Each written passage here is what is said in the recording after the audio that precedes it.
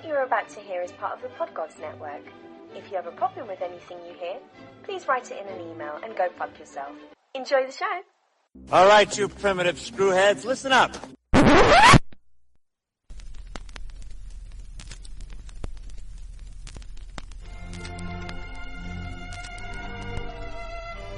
Salty Language presents The Enthusiast.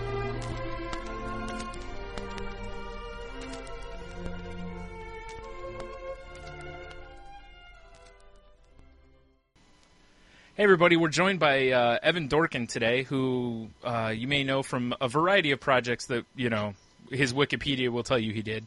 But Wikipedia is such a garbage document. Right. All right, let me close this tab. Then. Right ahead. Yeah, no, Tony and I are, first stumbled upon your works through Milk and Cheese, and then Dork and various other stuffs. And then later we found out that you had worked on Space Ghost, Coast to Coast, and what was it, Superman animated? And yeah, so... And I just recently read a good chunk of the Beasts of Burden stuff that you did with Jill Thompson, which is awesome stuff, by the way. Thank you. Yeah, I didn't really know what to expect. Well, actually, let me start this way. Do you can you? You figured the dogs would all be drunks. I was hoping they'd all be playing poker, actually, but God, I'm not a good writer. I really should have thought of that. Yeah, sorry. It's all right. It's fine. You know, I'm a slob. I have this tendency to come up with concepts that have no cosplaying built into it. You know, dogs and milk cartons, and that's why I'm poor and have very few fans. I think you guys are 50% of my readership right now. That's pretty good. Well, that's pretty good. I have to say, my first cosplay was Milk. It was. It was horrible, but I did it. Yeah, horrible is a nice way of putting it, I bet. It was just a big box with a face painted on the front. Yeah, that's it. Yeah, it's a box. It's a Monopoly house. I can't. Yeah. It's a Monopoly house and a postage stamp with faces. Yeah, they're not even cartons. They're not even what they're supposed to be. They're just junk. Well, at least thanks for buying it. I appreciate that. Did you ever? I'm glad you like Beasts of Burden. I mean, yeah, it's weird to. I'm back in the day when I wanted to start writing more. I tried to get a job at Dark Horse. I eventually got it, but the first editor I spoke to, I said I wanted to do it was a Predator series. I don't even know. You know, don't ask me. I'm not like a huge Predator fan, but I ended up penciling one of my earliest jobs, and then I had an idea for writing one. And when I asked the editor, they said, "Well, it can't be funny." So they never talked to me about it again. I ended up getting it like with a different editor. But yeah, I mean, I think people are surprised that I can form coherent sentences. Well, it's interesting you say it can't be funny because, you know, the Archie versus Predator series just wrapped up, and you can, you know, say it's funny or not, but it was definitely not a normal Predator take on Predator. You know, on the same vein as the normal Predator. Interesting stuff. that. I think what she really meant was it can't lose money. So, you know, 20 years later, I don't think anybody really gives a crap what a Predator's doing. They certainly don't care what Archie's doing. I mean, Archie meets Cause of the Week, you know. Yeah, that's true. They have done a lot of them now. Archie meets more popular character. Everybody benefits. So true. People who work on those books. Yeah. You know, it's funny. Well, to go back to Beasts of Burden for a minute there, can you do you have a handy synopsis for it for people listening if they're not familiar with it? No. Okay, fair enough. What do you think it's about? Help me out here, man. I don't know. It seems to be a group of handy synopsis of anything. All right, well, fair enough. I just tell you how to get to the end of the block without it being 40 minutes of bullshit. I mean, I've got problems. Yeah, what is it? I've got the file copy here. No, this is really fucking. I hate this stuff that is on the back of almost every book you've ever worked on. Right. Let's see. Dave Gibbons likes it. It says here. That's a bonus. It's a different Dave Gibbons. He's a greengrocer from Surrey. Oh. What's he doing on the back of our book? He's all they could get. I mean, they were looking for cheap. What do you want? They spelled people's names so it looked like famous. Eric Podell, Neil Gaiman. These are all, holy shit. You can't get sued for this stuff, can you? Well, I didn't do it. I hope. Yeah, exactly. Just your, let's see. Black Magic, Demonic Frog. I didn't write this shit. Black Magic, Demonic Frogs, and Zombie Roadkill. This sounds like garbage, this book. This is some Netflix crap. Black Magic, Demonic Frogs, and Zombie Roadkill are just a few of the problems plaguing this seemingly sleepy little town. With the human residents unaware of the danger. See, I know I didn't write this because I would have said with the people. I can't. That's too many syllables for me. With the human residents unaware of the danger, it's up to a determined crew of dogs and one cat to keep their community safe. That's why we can't sell this thing, because it's... Fair enough. Some people who have walked by fucking dogs and cats? What is this shit? Horror, adventure, mystery, and humor thrive. That's not the rules of three. On every page, I would never use thrive. On every page, a beast and burn would probably... it's, you know... It's a horror book about animals that fight the supernatural. There you go. Yeah, I've seen people say that it reminds them of Buffy meets... Oh, I forgot what the hell they called it.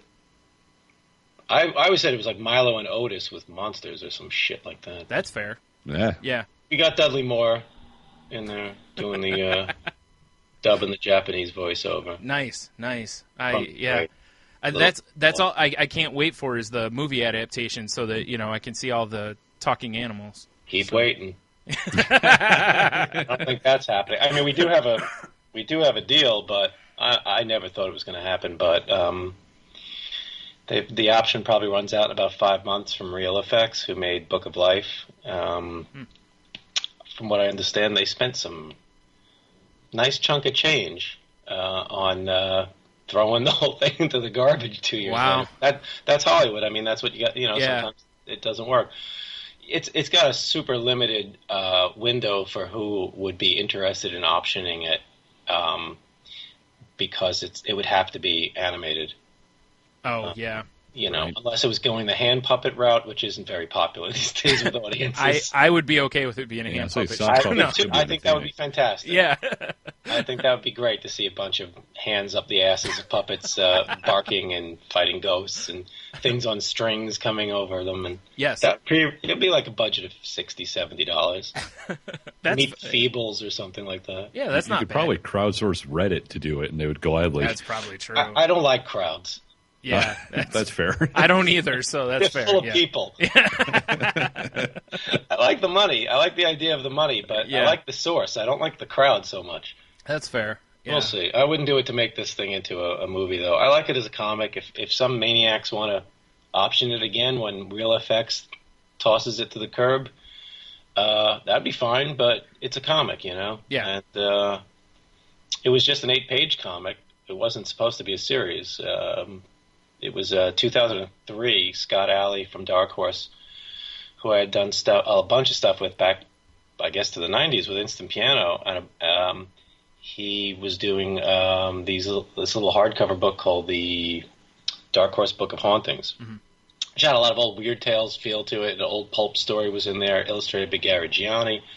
There was a Hellboy story. A Hellboy story was in it to anchor it. They ended up doing 4 of them. And the first Beasts of Burden story, we didn't even have a title, Beasts of Burden. We didn't come up with that until 4 or 5 years later. It was just a 8-page dog story about a haunted dog house. Right. That was kind of a little bit of Poltergeist, a little bit of Exorcist, a little bit of Watership Down, I guess. You know, you don't have a lot of space in 8 pages, but it fell together pretty well. I knew while I was working on it that I wanted Jill Thompson to paint it if she was up for it. Right. It went over nicely, and the following year, Scott said, "Do you want to do anything for the Book of Witchcraft?" And I said, "Do you mind if we do another story with the animals?" And he goes, "I've been thinking about them." And he said, "No problem." Jill was up for it, so we did one. Then the next year, we did the Book of the Dead, and then we did the Book of Monsters. And the stories kept getting longer. just like my answer.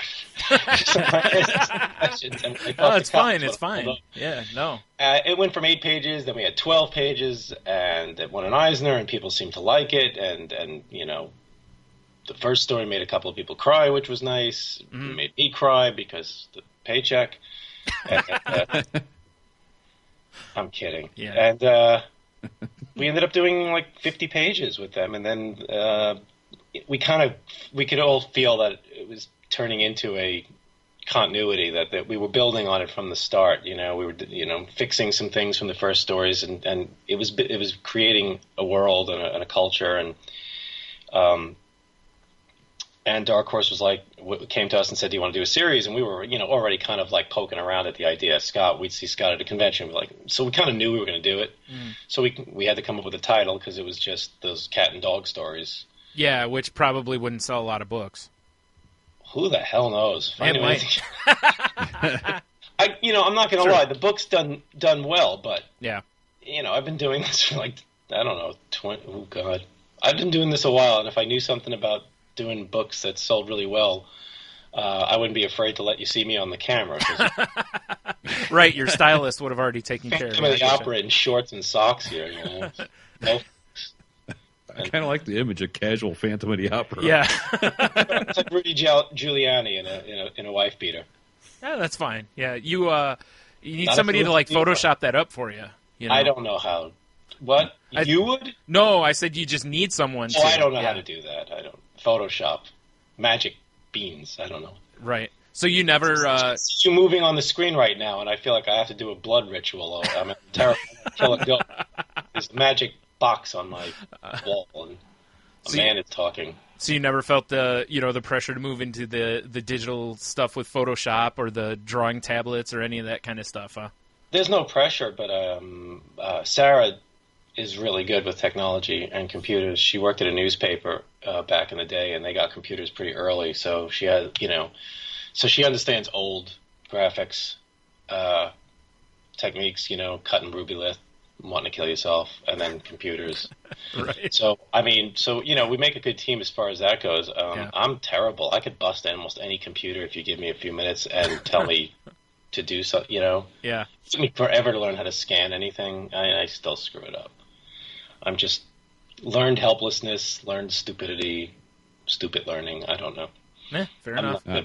Are you a smartphone guy, or are you still a flip phone guy? The fuck is a flip phone? Flip phone. I thought you said a foot phone. Get smart. Yeah. What do you just say? What did you say to me? You said I'm stupid? That's smart? Get smart, the shoe phone. TV show? No, nothing? The Don Adams show? Right. Yeah. I have no idea what you're talking about. Okay. The thing that Mel Brooks worked on? Yeah. The one with Jaime the Robot? Jaime the Robot. Played by Dick Gautier? I don't remember that. You got us there. Now we're in the deep end of the pool. Yeah. Go Google it. I bet you got a computer in front of you right there. Yeah, I do. I Dick Gautier, Gautier. Looks a lot like Dick Shawn, but isn't. He's also alive. Dick Shawn's dead. But no, I've never heard of Get Smart.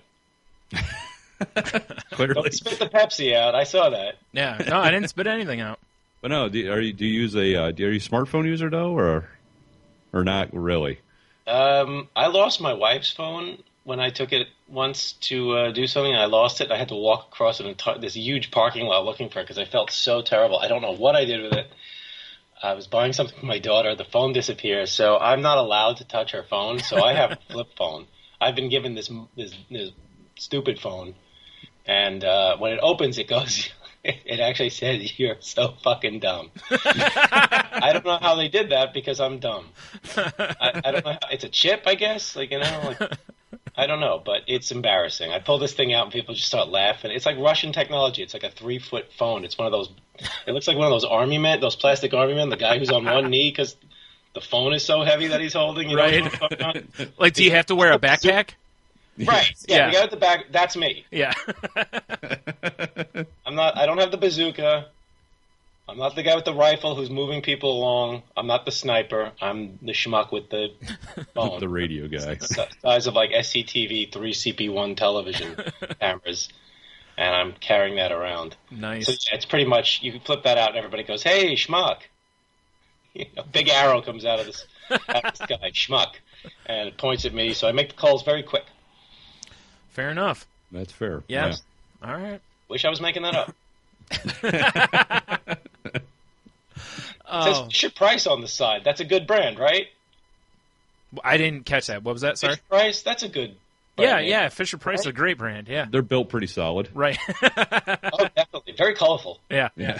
Big buttons. Yeah. Picture of a dog on the back. Right. Well, that's because of Beast of Burden. You know, it's specially made for you. Wah, wah. Okay. My daughter just rolled her eyes at you. That means no good. All right. Fair enough. Don't have a daughter. I'm a very sad man for saying that. Sorry. It's all right. I do have a daughter. Yeah. You look so sad for a second there. Don't look so sad. I can't help it. It's my state of mind. You've got little demon guys on your There's an angel and a demon. Do you actually talk to them about making quality life decisions? That is my business. Okay. Maybe. No problem. So Yeah. it's like if you don't wear that, you can't figure out what to eat that day? That's kind of how it works. Yeah. Look at me. No, if you look at me, you can tell I figured out what to eat. That's not a nice thing to say about yourself. No, it's not at all. Oh, shit. Yeah. Really? Yeah. You always like that on interviews? No. Constantly. Maybe. Yeah. Apologize? Yeah. Yeah, I'm sorry. It's all right. You shouldn't do that. All right. I'll Feel try better not to. about yourself. I'll try to. So right before we started recording. So anyway, what were we talking about? Superman. Well, right before we started recording, we were talking about dirty comic book shoe money. I take you've had experience in this field. Yes. Why were we talking? No, I was just saying we got some really nasty money at. We got some nasty money at the Boston Comic Con. Summer comic book money is, probably like drug addicts handing over cleaner bills. When I worked in a comic store, you got some really. I did a list of. I did a cartoon of the kinds of money you get, and the sweaty sock money was the one that killed us. Oh, yeah. Enough when a 10-year-old kid would whip out a couple of grimy, dripping dollar bills, but when an adult did it. Yeah, right. That makes it worse. Tony and I worked at video rental stores, and I had a guy who was fresh off a jog reach into his undershorts. Oh, no. And I just looked at him. I'm like, I'm not taking that. Yeah, exactly. Everything's free. Please get out. Yeah, I even told him. I said, I'll put it on your account or something, or whatever. I was like, I'm not touching that money. Yeah, you don't want money that has hair. Yeah. It's like lycanthrope money or something. It's werewolf money. Yeah, and it wasn't just that it may have had hair. It was that you could look at it and tell that the money was moist. And I was like, no. There's not. He was happy to be there. Yeah. He was very happy to get a copy of Videodrome or whatever. He was like, new Troma film's in. Yeah. That's going to have a good story. Can't wait. Of course. Here's my $2 with armpits all over it. That makes no sense. No. But it's, yeah. So, that was just, you get the black coin that you couldn't tell what nationality it was. Right. Just stuff like that. Canadian money that they'd slide on this stuff, to save a nickel. Right. But that was the beauty of comic book retailing, I've never worked in another job where somebody would come in and go, look, I'm buying 3 or 4 things here, so could I get a discount? Yeah, you're right. Oh yeah. You still hear that. I still see that in stores I go into, in my friend's store. It's like amazing. Yeah, Tony and I worked in a store when we were in high school, and then. How many stores have you guys gone through together? Well, we didn't work at the same video stores. We worked in the same chain, but not at the same one. Yeah. So you'd call each other up when you got hairy money and stuff, and say, wait till you get a load of this. Pretty much, yeah. We did share battle stories, yeah. And that's a lonely existence. And we owned a comic shop for a couple years, so yeah. That went the way of most comic shops. Yep. Is it still around? Did you burn it for fuel or? No, unfortunately, I sell it off. No, we just liquidated is more of the Yeah. I got So you. yeah, sold it off. yeah. It's a tough business. It's Yeah. a tough business. I'm harsh on it when when people ask me about stores because I worked in one and because I will talk about that end of things. Yeah. Not that that's a big deal, but most people don't. But it is incredibly hard. It's a very little return on every sale usually, Yeah. and an interesting clientele, and one distributor that can't even fill a box. Yeah, you're right. Absolutely. Yeah, it's one of the things I've loved. Well, I've always loved, even back when you took apart or would go after comic shops, in stuff I had read when I first stumbled on your stuff, to now, Were you drunk when you first read my stuff? Because I like how you guys keep saying you stumbled on my stuff, which is it's apt, but it's impressing me. Honestly, the way that I found out, like I said, Milk and Cheese was the first book of yours I ever read, and I found out about it through Wizard, and right.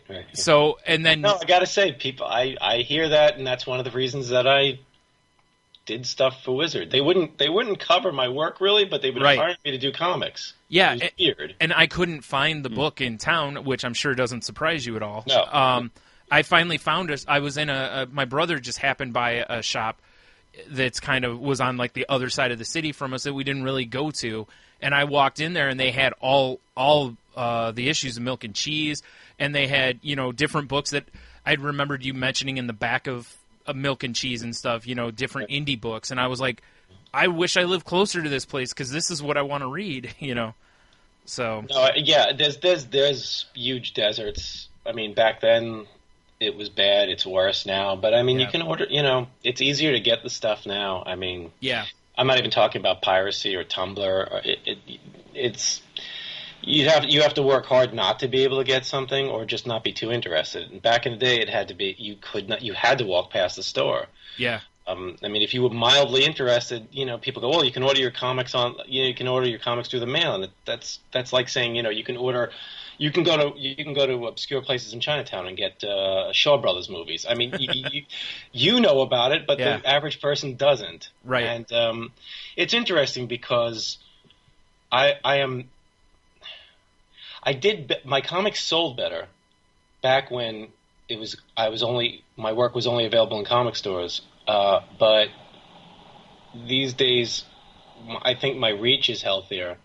Yeah. Because of better stores. It's still a minority, but the better stores really, who carry a full line, do a better job these days at reaching people. And then there's Amazon, and then there's digital. Yeah. And conventions. Which I don't do a lot of, but Dark Horse does a lot of them, and you can tell that there are people who are selling a lot of their books at conventions these days, since they can basically travel every week to a new one. Yeah, that's it is mind blowing how when we first were working at comic shops, there were like San Diego Con, and there was for us you there can was name them. You can name them. Yeah, exactly. Yeah. Now there was the little caravan shows that felt like they were like nomads who were going to disappear in 2 weeks. You know, and some of the children in town would be. It was like something wicked this way comes. You know? Yeah. Convention comes to town, kids disappear. There's a skeleton on the floor somewhere. But you had Motor City, you had Heroes, you had Dallas. Creation, which was a crazy, weird show in New York that was sci-fi and things like that, and people selling you homemade life clocks from Logan's Run. That's how old. That was like the most exciting thing at a convention. Wow, yeah. They weren't making giant props you could wear, and you can go to Toys R Us and get the most obscure characters in a vinyl pop or something. It's so weird. I mean, this is the life I always wanted when I was a kid, and I have no interest in it. I love garbage, but it's just, oh my God, it's just out of control. It really is. Sometimes it feels like the whole world is going to be a landfill of pops. Yeah. And I won't lie, I collect those, but I've got 2 Cthulhu's, and I've got a couple of them. I've succumbed in the last at Heroes. I bought one, and that was it. I've got like 5 now. Yeah, I've got a decent amount, but they're adorable. They're really cute. Yeah, I mean, I'm interested in mainly the old Universal monsters. I have a couple, and my daughter we're gonna get me a creature for Father's Day. They know me. Nah, nice. Yeah. But they are really cute. I wish Milk and Cheese was popular. I think they'd look really cute as little Funkos. But... I agree. I would love to have those. It's like I still to this day keep looking to try to find the Milk and Cheese figures that were put out. You can, we just sold our last. I've been getting rid of stuff left and right as we've been trying to winnow down our holdings, our collection, so its basement doesn't look like the St. Mark's Comics basement of death. And we just sold the last one. You can find them on eBay sometimes really at a really good price. Yeah. I mean, it's weird. People will tell me that they paid like full price for it, and then people will get it for like, I don't know, 20 cents and shipping. It's like, please take this crap off my hand. Right. I really like them. I'm glad they got made. They did terribly when they first came around, but they eventually, I think Dan at SLG finally just, dumped them. A lot of them, or maybe he burned them. I really don't know. They're hard to find now. They're harder to find now. For a while, it's like, oh my god. Yeah. That's why concrete in a reef somewhere. Yeah. Yeah, with ashes. With ashes, yeah. Next to Grandpa. Right. Yes. Oh man. Yeah, I mean, nobody really. I mean, the books just went into a third printing, but nobody's interested in licensing them or doing much with them. T-shirts. People ask if we'll do shirts, and like it's the internet makes it really easy for people to start, hitting favorite and like and saying we'd love to have a print of this or we'd love to have a shirt of this.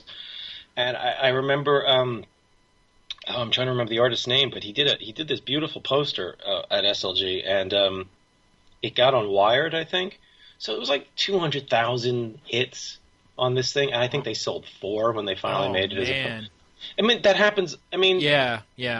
It happens a lot. People say we really want, we love buttons, so here's 50 buttons, and then here's 50 buttons 6 years later. Right. I mean, that's one thing I would say in support of crowdfunding is that you're getting advance orders where people have to drop $1.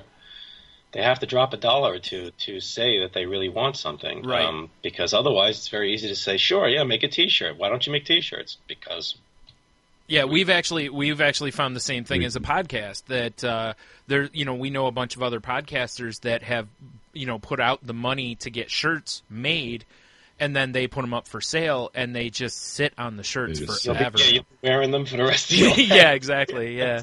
When you're out in the street, put 5 of them on. Yeah. It would be like I was reading. I hope I get this right. Is it Eltingville Club? Yeah. Okay. Yeah. I was reading that last night actually. And the character, the Dick Tracy shirt that the kid has to wear in the comic shop just made me laugh because you're the first person who's mentioned that. That's a retailer joke, right? It really is. Yeah, because every comic store has shirts from like 20 years ago that they haven't been able to sell. Yeah. In fact, I just gave 2 that we had left from our shop to my nephew a couple weeks ago. No, not Dick Tracy. No, oddly enough, a Spider-Man one and a Transformers one that I could not sell. From Comic Images? Remember those guys? Yeah, I do. Iceman is a cool guy, bumper stickers and shirts. Great, because you'd go through I worked in the store off and on for 6 years. I got fired a few times, and it took once. But and then I got hired back from when he got a new store, Jim Hanley. But you'd find the most amazing stuff, and you'd look at it, and it's like, why did any of us think that this was worth ordering? Yeah. Like you turn it over in your hands, it's like this. What is this? Is this a 20-sided die? Is this a head? What is this thing that we ordered? How do we get rid of it? Yeah, why do we have 12 of them?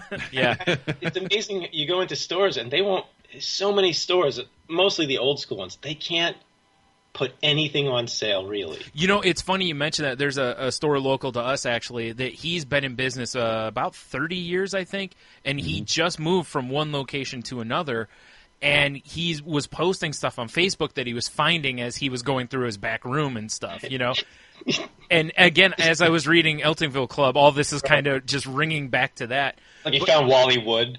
Yeah, I mean, he was finding all these posters and promo things and different stuff that he had ordered. That's always cool, though. That's like going through the house, we've been finding some neat. I found more Zippo lighters than I thought, a set that I didn't know I had. I mean, those I want to keep because I can't afford to buy those back if I ever had to, Right. And yeah, you find. I mean, it was doing Boston was interesting because I had never done a show there, and Boston was a good ska town, and it's a good band town. So back when I was doing Hectic Planet and Dork and everything regularly, I had a lot of readers from there. I was doing artwork for bands from there. Right. So it was really interesting to get a lot of people coming over to the table last weekend with stuff that we usually don't sign. A lot of CDs from Boston ska comps and Space Ghost Coast to Coast DVDs. Weirdly, that was an odd one. And there was a couple of guys from old stores, and they were bringing promo stuff from 1987. Oh wow! I mean, it was like looking at my high school yearbook. It was real cringe city. It's like every bad drawing is like a shitty haircut you had, or a bad right.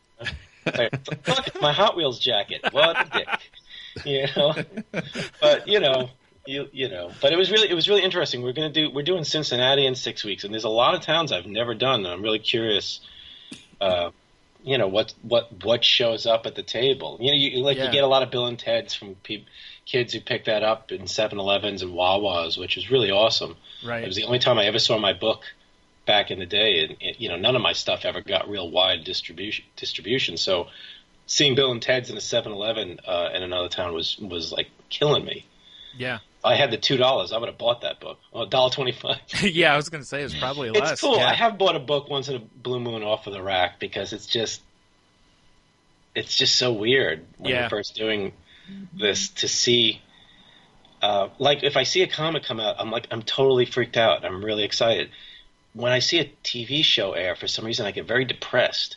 I really still don't know why. It's like. I don't know. It's like maybe because it's not there. It disappears. When the Eltingville pilot ran in 2002, I was just miserable the entire time. I was just like, this is so anticlimactic. I was in such a shitty mood. Oh wow. I mean, I also knew we were not going to get picked up, but oh okay, yeah. I assumed it. There was nobody seemed to have much. Somebody sent me a bullet with Eltingville on it, the word Eltingville on it from the Cartoon Network. I thought that was rude.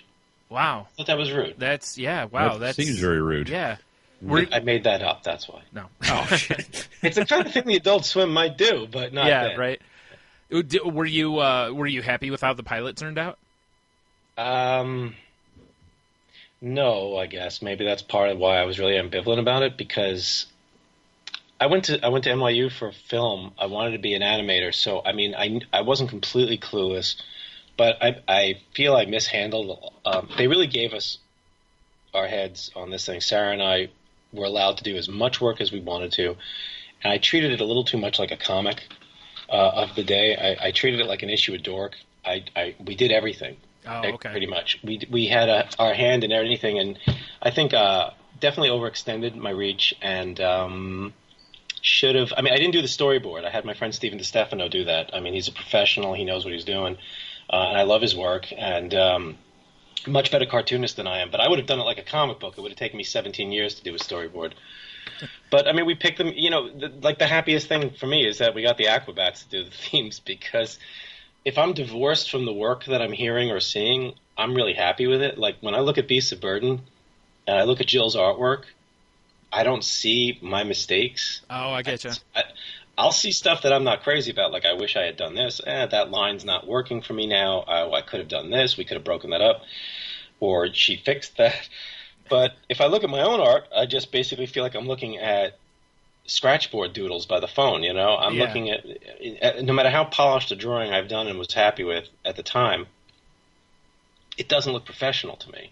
Okay. It just looks like doodling, So when I work with another artist, it's obviously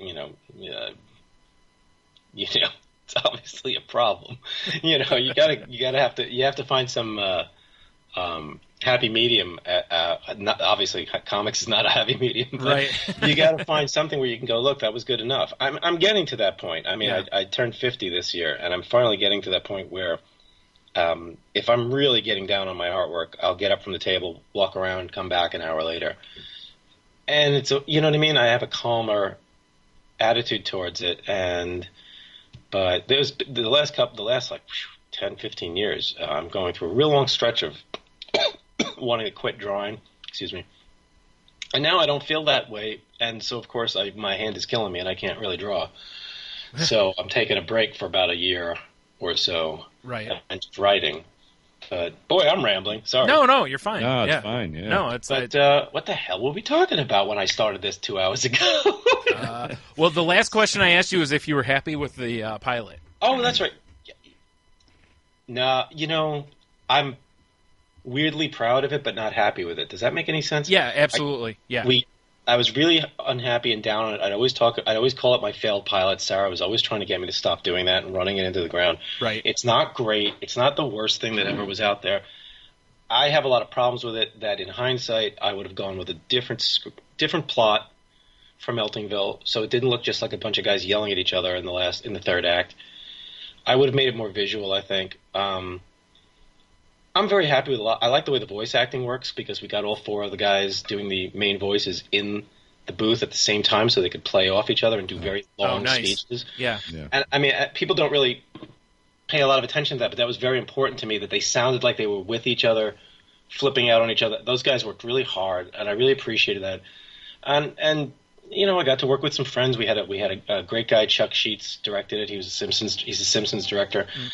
Everybody really did a great job, I think, except for me. I think that I think the script could be about 30% funnier at least. I wish the designs were a little punchier. Like, I would love to go back and redo those designs now. Yeah. And I should have gotten somebody to do all the background designs and not done them myself.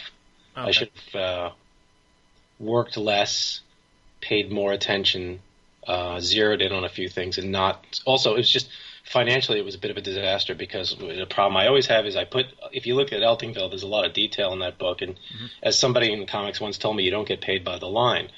And I'm not saying most cartoonists don't care. Yeah. They will, some people know how to put just enough down, and some, people like me with OCD can't stop. They have to have somebody come in and literally take the page away. It's funny. I was actually, as I was reading it last night, I was looking at that, and I was like, it just the amount of detail that you put into that, where for some of the backgrounds and stuff that, like, and I'm looking at it going, you probably could have gotten away with a lot less, but I appreciate that you put that much work into it. And I appreciate that. I mean, the thing is, anybody can get away with whatever they can get away with. Yeah, sure. I mean, Peanuts doesn't get away with it. That's just perfect for Peanuts. I mean, the guy who does that stick figure web comic, it's a bunch of letters. Yeah. XC, something else. I don't know. DKNY? I don't know. I'm not knocking it. I just... Yeah.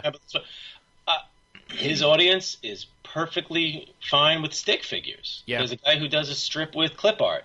Right. But the point is, it's like people make fun of Chris Ware's coloring, winning Eisners and stuff, because it's flat coloring, and then you'll go. I was at the Harveys one year hosting, and the coloring award was up, and they showed images from the 5 nominations, and it was some beautiful work, but it was like big airbrush craziness, mainstream looking, fire, and it looked like a Magic the Gathering card, and then Chris Ware's coloring, and it was this incredibly simple, I think, beautiful effect. And he won, and Kim Thompson came up and went. And they also showed the line art and then the color dropping in, which I thought was very clever. And he looked at it, and you could hear people laughing. He goes, "It's how he uses them, folks." It is. I found that I went to school for graphic design, and one of our projects was we had to pick a famous artist and then do a portrait of them using their style. Oh, nice. And I chose Picasso, and it was all done digitally, and I found I had the hardest time because a lot of his stuff were flat planes of color, and it was so hard to really, because you have to think all of how all the colors affect each other and where they're placed and how it makes right. And it was such a humbling experience and a kick in the pants for me as an artist. That I was like, man, I am not putting enough thought into my work. And it's always the stuff that average people will come in and go. I know people have said this too. I'm blanking. I hate when I blank. The guy who does King Cat comics. Anyway, he draws an incredibly simple style, but it's perfect simple style for what he does. Right. And he says people will come over and go, my kid can do that. I hate hearing that. Me too, yeah. Because it's anti-intellectual. It's just, no, your kid can't do that. If your kid could do that, then your kid would be behind the goddamn table. Right.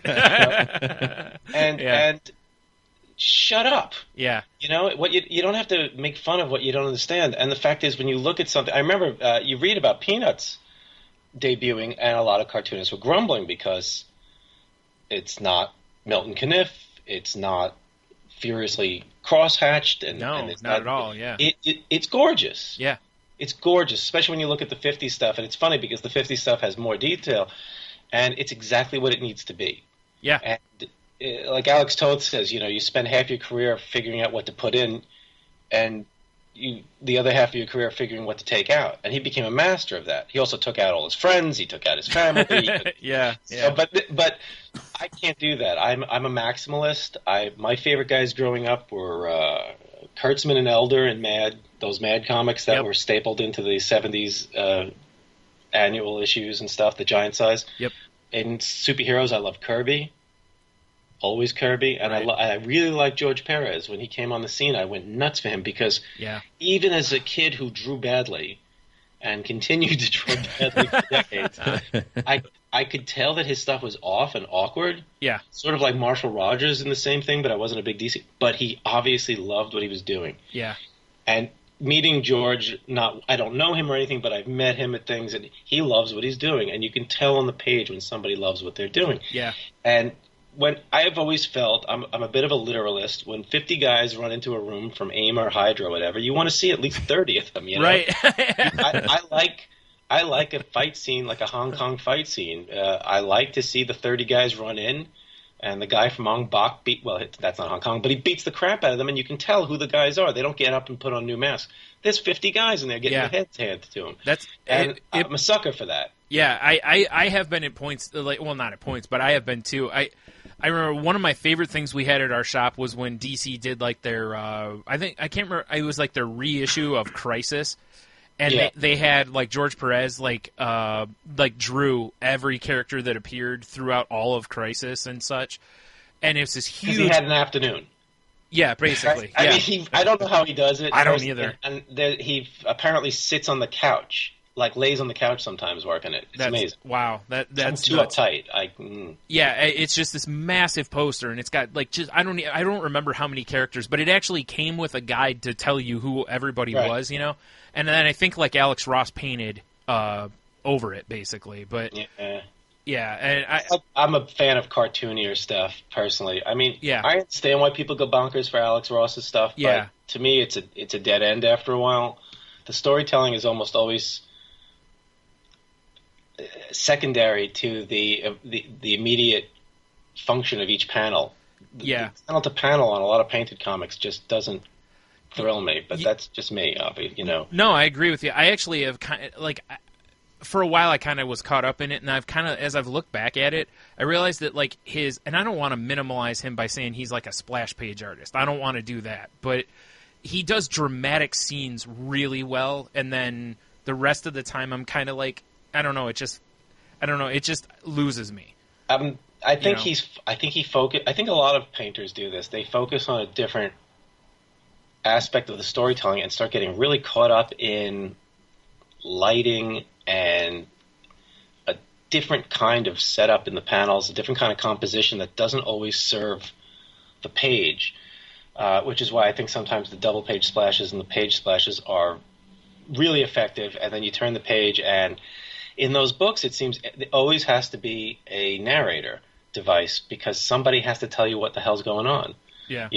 There's always some old man or some phantom or something that shows up and says, well, as the 15s, and also those books tend to be really bombastic. Yeah. They're pretty Wagnerian in their craziness, It's like, and at the same time, I'm supposed to be looking up at these characters and feeling this incredible operatic vibe, and I see their crotches and the wrinkles in their outfits, and this guy's supposed to obviously be James Garner, and that woman is obviously Christine Brinkley. I mean, you can always see a lot of the times you can see everybody's photo reference. It throws me right out of the book. But, and I've heard very similar criticisms of what's his name, Greg Land, because he uses a lot of just pulls out the jack off material.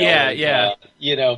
People with who know that stuff a lot better are just going, Tara, blah, blah, blah. Yeah, exactly. Here's when she caught 12 loads from friends and neighbors. And you know what? You're absolutely not kidding, because I was on, I forgot what site it was. They used to point out when people, like when they thought people were like basically stealing from other artists and whatnot. And I was on the one day looking at something, and there was this huge thread about Greg Land, and I went in there and I'm looking through it, and I was like, and people were just like, and the whole point of that thread was to try to name the porn star from the photo reference. I think I'd rather be Greg Land, though, than the person who is actually looking at Greg Land, dissecting name the porn star. I agree. I think I'd rather eat a bug. Yeah. Do any of those things. That's crazy talk. Yeah. I say playing with my Funko Pops as we talk. I've got my Cthulhu, and my Cthulhu who's the same thing but with red eyes. Oh, right. Do you have the glow in the dark one? Yeah. Like, you know what? I'm not apologizing. I love this. Yeah. Crap. I'm getting rid of almost all my stuff. A lot of it's already gone, but my daughter's 10 and has become this huge Cthulhu fan. Oh, wow. And she's not read this. It's just through Minecraft, Scribblenauts. Oh, right. He's public domain, so everybody. Yeah. Right. And I did a Peanuts job for Boom that was a Cthulhu mashup, and all the material was floating around. And she's asking me questions about it. And she likes monsters. She likes Godzilla. She likes Jack Kirby comics. She she plays a lot of video games. She's really into this. So she hears the name all the time through pop culture. So I got the first one at my comic. I was like, I have to get this one, and I didn't have to pay for it. I traded stuff, and I found out about this little glow in the dark. Glow in the dark is magical to a kid. Right. I like it too. I don't know how it works. I don't know. It's like, Insane Clown Posse. They don't know. What is this Magnus shit? Oh man, don't get us started on that. Yeah. I know. I don't know why. I got them on the head because they're from our backyard, basically. Yeah, they're from our neck of the woods. So. Your fucking backyard, then, man. Yeah. Get a gun. I don't think that'll stop them. Fucking clowns, man. Oh fuck. You know what? I don't care how many toys somebody has. I don't care if they can pick porn stars out of Greg Land's ass. At least they're not juggalos.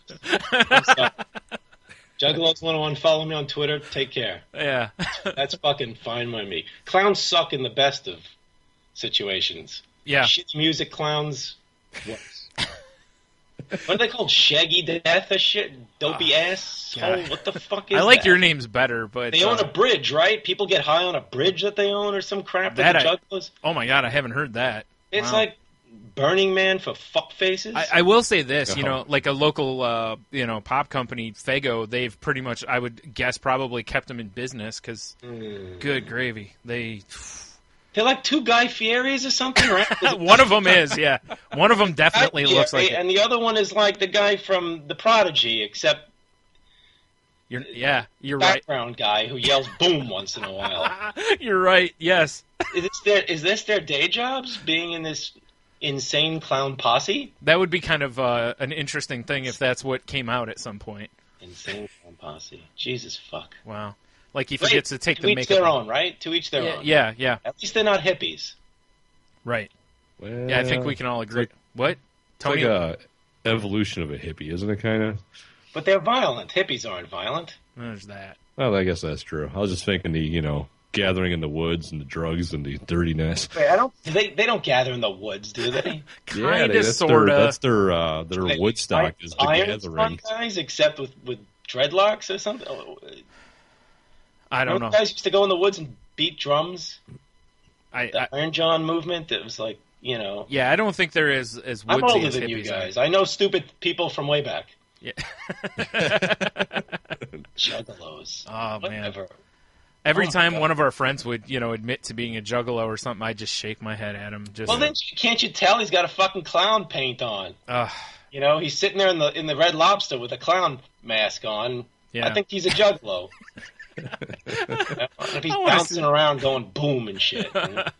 Magnets, how the fuck do they work? Oh man, when I had somebody send me that, and as soon as I saw that, I shared that with everyone I could. People are very happy to be stupid, though. Yeah. People really are. They're proud of it now. I mean, being smart is a bad thing.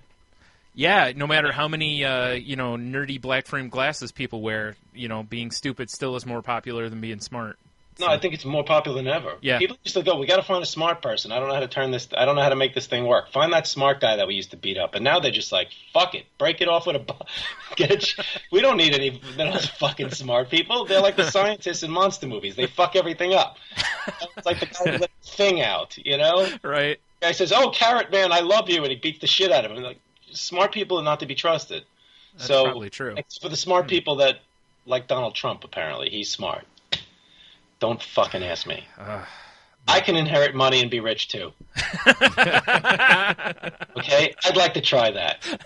That's a strong plan. Fucking fell out of his mom's twat, and ching, there was a goddamn dollar, cash register. And that's fine, you know what I mean? Yeah. But Jesus Christ, how do people not read three sentences? Yeah, I'm 100% with you. Holy shit, that was scary last night. I'm no fan of I'm a Democrat by, because what I don't know what to do. There's not going to be the common sense party or the let's get off this boat party. But I mean, I guess you have to vote for somebody. I guess that's an argument there. But last night was terrifying. The GOP the debate. It was just terrifying. It was just everything but drop kicks. I mean, it was just WWE bullshit. Drop kicks would have been amazing. I would have loved a flying drop kick from one of those assholes. Right. I would have loved to have seen some. You know what I mean? Yeah. Maybe a chair shot. If there was a run in, the bushwhackers ran in there and stomped the mud hole in those guys, I'd be all right with with me. Yeah, same here. I'd vote for them. But yeah, there was nothing. No, I was hoping that they were going to start talking about, Democrats being lizard people from Agartha and the Illuminati, but no such luck. No, they're probably going to save that for the next one. Right. Yeah. So, sorry, didn't mean. I'm just, oh no, it's fine. Bad day at Black Rock today. Bad day. Yeah. One of the reasons that I originally reached out to you was because I absolutely love following you on Twitter. And and the reason is because, like, when you were talking about, what was I not talking about? Well, no, I mean, my wife is going to divorce me because of Twitter. I don't blame her. I try to actually stay away from the goddamn thing. Yeah, it's probably for the best, but I just loved how, like, I've always not enjoyed. I like that you will approach stuff that, like you said, a lot of people just kind of stay away from. You enjoy my approach. Yeah, I do. I think that's strange, but you can. Yeah, it's fine. So enjoy my approach. Please, enjoy my approach. I'm a lovely thing to watch walking towards you. Right. I was meaning, like, how you approach, like, a golf ball while playing golf. No, I got nothing. I thought it was beautiful. Sorry, no. But when you talked about, like, how Amazon has affected you, versus the local comic shops, how a lot of comic shops won't or don't carry your stuff. It's true, but it's true, though. It's true. Yeah. I mean, a lot of people, I like the fact that you're saying that stuff, because a lot of people didn't realize that, like, they don't realize how, I don't know what the word for it is. I don't want to, like, talk about the struggle or anything like that. Mishigas. That's what the problem is, right? The Mishigas of the whole thing. Yeah. And I'm just, it's just great that people, or that you're saying that, and that's why I retweet various stuff, because I'll be like, people need to see this stuff and understand that, The good thing is, eventually people like me will die. And generations from now, there will be people who go, what the fuck were they all complaining about? We're beaming everything by tachyon straight into our readers' brains. Nice. Yeah. This is not a dream. This is a comic book. Yeah, I mean, I've been doing this. My first job was in the '86, I think. Yeah. In the small press, and it's always been about. Again, like you said, it's not. I'm not going out there to do. It's not the struggle, right? I'm a middle-aged, lower middle class white guy. I don't have the problems most of the planet has. Being a poor cartoonist in America is still better than most of the planet. I do understand that, but it is still frustrating to have the same problems 30 years in, and at the same time have people thinking that you are famous, that you are well off, that you are complaining about nothing, that you've got it made.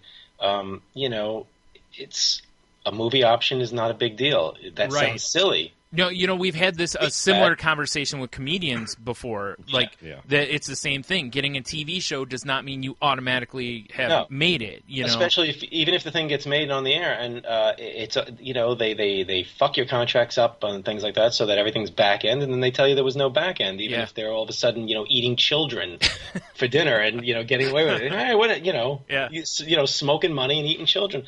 It's a game to a lot of those people, and being able to say that you've got an option,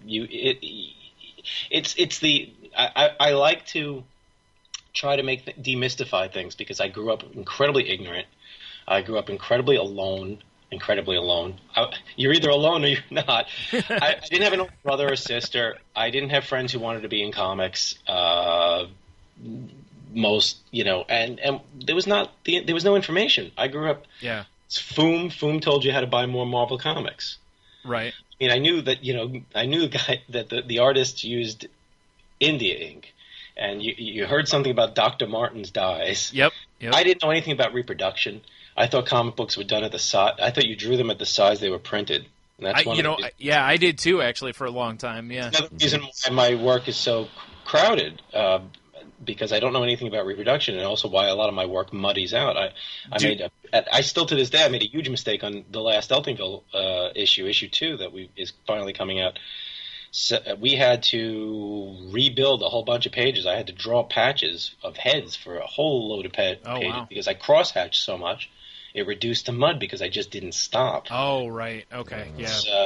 A smart professional would know how many lines the page can hold when it reduced, but I lose track of it, and I think about I stare at the original and I micromanage, and it's something that I'm getting hopefully we'll get much better at, but shit, it's over for me. I've had 30 years at this. If I don't know how to do that by now, I should write more and stop drawing so much. But yeah, I didn't know about white ink. I didn't know about white correction ink. Right. I didn't have a drawing table. I worked on my kitchen table, so I had terrible posture that I've maintained to this day. Nobody tells you to take care of your neck, take care of your arm. Yeah. No, they don't tell you to read the contract. I mean, they do now, but nobody told you about contracts. I didn't know. My joke is I didn't know there was any money in comics, and it turned out there wasn't. I didn't care. I just wanted to make comics. Right. Which to this day is still the attitude. People want to make music. They want to dance. They want to sing. They want to do something creative, or they want to have a store. They want to or it's work. Yeah. And there are people who will take advantage of you, and this is why if you know these things, you don't have to be a dick about it, but I mean, sometimes I am, I'm sure, but straight talking, I mean, no, I'm not going to tell anybody what my income is. Yeah. Because I don't want to cry in public. and I don't, but the thing is, like, when we got the movie option, something that I always thought was ridiculous was when people would run out and go, well, back when they still had letters pages, they'd get a movie option in the 90s, and then the letters page would be full of, here's what's going to happen. We're going to have a movie, and it's going to be great. And that's, you look like Rick Santorum last night saying, when I get in the White House, it's not happening, man. Yeah. There's so many people. The ElfQuest movie never happened. The Madman movie never happened. Yeah. And if you read some of the letters, you'd think, well, this is a done deal, Yep. And here's what it is. When you get an option, a lot of people still think, especially when they go, a six-figure deal. A six-figure deal only kicks in if the property is bought and the project goes into production. Right. Okay. What first happens is they go to you, or they go to the publisher or whatever deal you have set up, and they say, we want to option this thing, blah blah. And here's what we get. We're going to give you 2 cans of root beer and a pat on the back. And you're lucky you're getting the root beer. I was going to say 2 cans is a pretty high end. I mean, damn straight. Yeah. Damn straight. But it's diet. There we go. Because it's what they found rooting around the office. They will give you the first offer on Beasts of Burden. Eltingville was a pretty good deal, but the money wasn't great even if it went into production. It wasn't amazing because it was late night cable. Sure. This is the thing. Almost everything is cable now. Everything is kids shows or cable. It pays not a ton better than comics by and large if you're doing the grunt work. Yo Gabba Gabba was one of the greatest experiences. Space Ghost was one of the greatest experiences. The pay was not something. Space Ghost was a special situation because we were getting a monthly check. They were amazing to us. Yo Gabba Gabba was great, but I could have made more money writing a Marvel or DC comic. There is money in comics. It's just not the kind of money, you have to work really hard. You have to be one of those guys like Charles Soule doing 7,000 books a month, or you have to be one of the, Grant Morrison, Jim Lee, Bendis. I'm sure that they have incredible royalties, great paychecks, but they had to work to get into those positions. I'm not going to take that away from them. Sure. They make money for those companies. In general, the money in comics is not very good. There are people working. I'm hearing numbers of $25 for finished pages of artwork at some independent companies, and not the ones that are, doing, elf sex in Wonderland, every, sex among all the public domain characters. They're all busty, and the art looks like it's ads for slots on your apps, everything's shiny and ridiculous. I know exactly what you mean. Yeah, I can probably tell you what books you're meaning. Yeah, it's companies that have some hits that are known quantities, and you're like, wow, that's. I turned down a gig that I really wanted to do because the pay was the first offer was $5 more than what I was offered to write a similar project in 1991. Wow. And there's a lot of parlaying fan appreciation of a property in the licensed books and the creator wanting to get the foot in the door. That's always been the case in every medium. And people feel if they don't take the first thing, there'll never be another bus. Yeah. Even though you've got, but I mean, that might be true if the only thing on earth you want to do is Batman or characters owned by a company that you love so much that's your whole career goal. That's a tough career goal. When I do student talks at SVA, I tell people, think of it as like a dartboard. If you want, the only thing you want to do is Spider-Man or Batman and Turtles, whatever the heck, you're going to have to deal with a specific company who owns that and has so many slots. Yeah. And you're going to be fighting everybody on DeviantArt and at all these conventions doing all these sketches of Elsa and Anna and Adventure Time and all that stuff. Doctor Who meets Cthulhu and all that jazz. That's thousands of people right now. Okay, because information is out there that on how to do comics, if not how to navigate comics. If you're going to aim for that bullseye, you're going to that's a really hard shot to make. Yeah. You're going to have to be amazing, or be related to somebody. Yeah, right. Yeah. But if you are open to working on your own stuff, if you're willing to write, if you're willing to work in animation, or capable of it, if you can do design, if you can draw cartoony, if you can do other styles, you can splash that bullseye into other jobs, if you know what I'm saying. It's a wider... Yeah, I've actually, through DeviantArt, with different guys who are, not well-known comic artists, but decently known, I've seen a lot of them that are doing concept art or design work in video games, or animation. Well, it's amazing. Kyle Baker used to say that only in comics are you penalized for having a commercial style. Because if you look at the art that's done on cereal boxes, that's done in animation, that's done in clothing design, that's done in logos, this is a general audience style. It's generally simpler. Yeah. It's to the point. It reads. And if you took the average comic book cover and put that on a T-shirt, or you put that on a bus ad, you wouldn't know what the fuck you were looking at. That's true. And that's not me knocking. That's I'm not a very good designer. I'm not a good poster designer or cover designer. But the fact is, if you took one of the biggest talents in our industry who makes money is somebody like McFarlane or somebody like Jim Lee, they would not really do a great bus ad. Yeah. They would not really work beautifully in advertising or in animation design. I mean, that's not people go, wait, but he did this. He did cereal boxes, and they'll hire him for this because they've already got a following now at this point. But by and large, guys who fell out of the industry, people you've never heard of, like Stephen DiStefano, are the ones who are working on Hotel Transylvania, or the ones doing backgrounds for Adventure Time, or working on Steven Universe. These are all people who were in comics, got sick of the churn, got sick of not being able to draw like that guy. Yeah. The woman who does Steven Universe was trying to get into comics, and she's in a much better place, I think, now than if she was doing small press comics. Yeah, it seems to be that's the case. Like the first example of that I saw was Dave Johnson, and I love the way he designs a page. Right. And you can tell that he has done design work kind of stuff. Like, you know what I mean? Like, you can tell he could work outside of comics. Oh, and he has. The thing is, it would be interesting if the comics industry was vanished tomorrow. It'd be very interesting who could and couldn't get solid work. Yes. Yeah. And it would almost be, in my opinion, and this is not an attack on people, it's just that certain people, it would almost be a reversal. The people who have the cartoon style that is disdained by the direct market,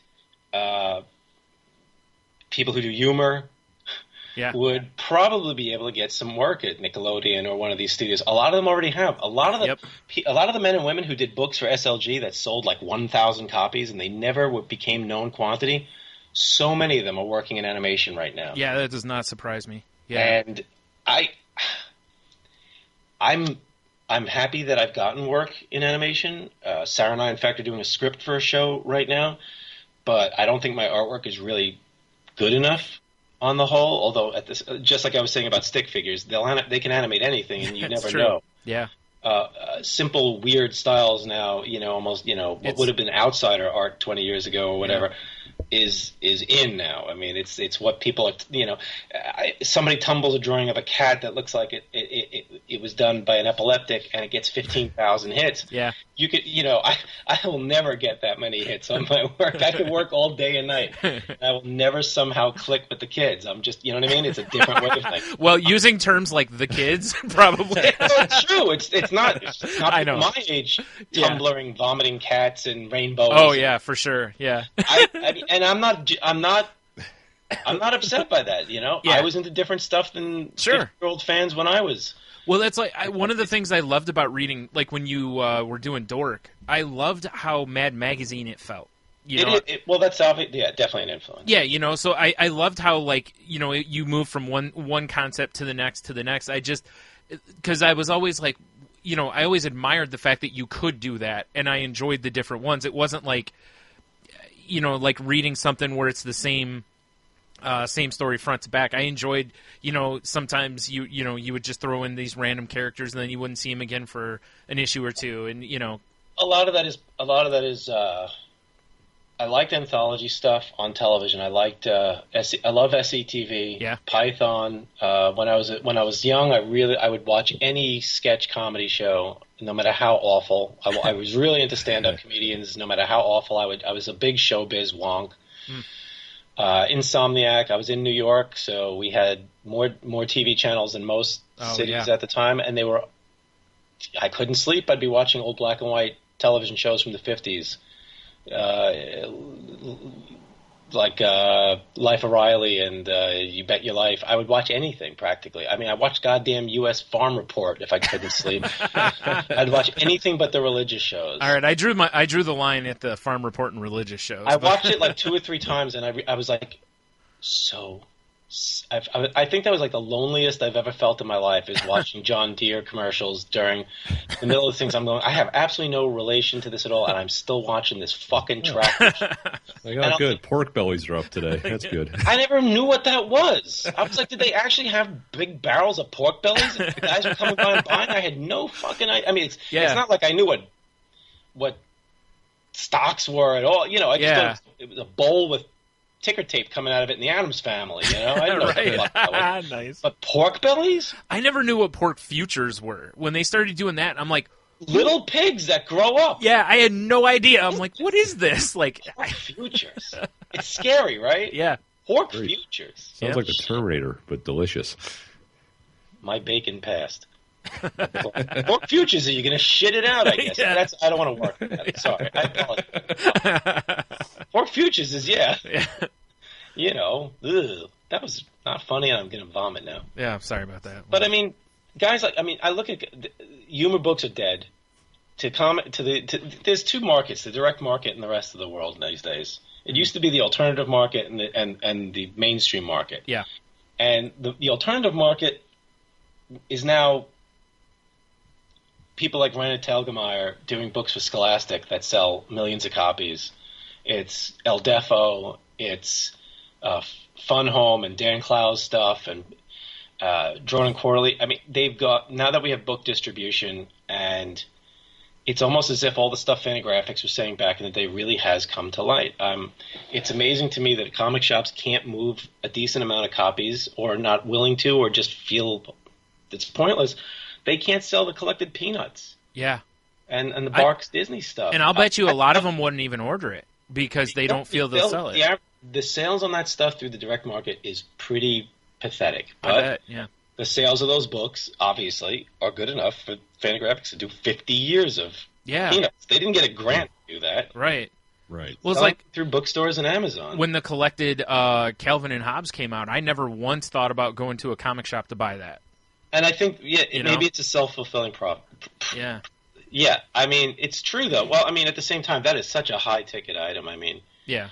I mean, I special ordered Cul-de-sac through my store, but I have a special deal with them and everything. I mean, obviously, Andrews McMeel and all these places people can put out a Mad book that's $100. Yeah. Of Martin stuff, and then do Dave Berg. Holy crap, Yeah. $100 Dave Berg book, Yeah. That's why I don't feel as angry about it as I was when I was a kid. I mean, all right, fine, direct market, you won. You know what I mean? You win. You have all the movies. Yeah. I liked a lot of that stuff. I'm still a superhero fan, even if I don't follow the books. I still like the idea of superheroes. I like my old Kirby books, and I like Hellboy and Paul Grist stuff and Umbrella Academy. I'm totally open to a superhero book, but I don't want 75 years of continuity ruling it anymore. That's me. I'm not saying that for anybody else. I don't want to pick up a book that's going to have a character who's going to get killed and be back in 3 issues, and then there's 10 of him, and then there's 70 worlds. That's not storytelling to me. I agree. That's a D&D game with a bunch of potheads that don't remember what they did the week before. Oh, man, you're so right. Yeah. It's like in the middle of fucking D&D, they're playing Gamma World, and they don't remember that they switched games. It's like now it's Call of Cthulhu, and now they're playing Boot Hill. These are very old references. Yeah. Very old man. Magic the Gathering, and then they're playing, I don't know what's Vampire the Masquerade. There you go. Now you're hitting like our age group. I'm getting to the 90s. Yeah. I'm in the 90s. Yeah. I was gonna say you're hitting us. So because you're right. Puzzles and Dragons. That's the one. My daughter, she tells me how things. I go, yeah, I get that it's an RPG. I have no idea what you're doing there. I'll just watch them fight. She plays all these Japanese app games, and they look awesome. I mean, if I was a kid, I would never leave the house. Why should you? Yeah. This TV has pretty stuff on it now. They're very big now. It's not like when I was a kid with the Atari 2600, and you were like excited that in Adventure you found the guy's initials. The dragons that looked like seahorses are chasing you. And Right. Yeah. You excited by Go Football or whatever, the Mattel football game that had dots. Oh, yeah. I still have that somewhere. Whoosh. Yeah. And you'd play that. My friend Clifford Black had it. He was like, whoa, most popular kid on the block for 2 weeks. Right.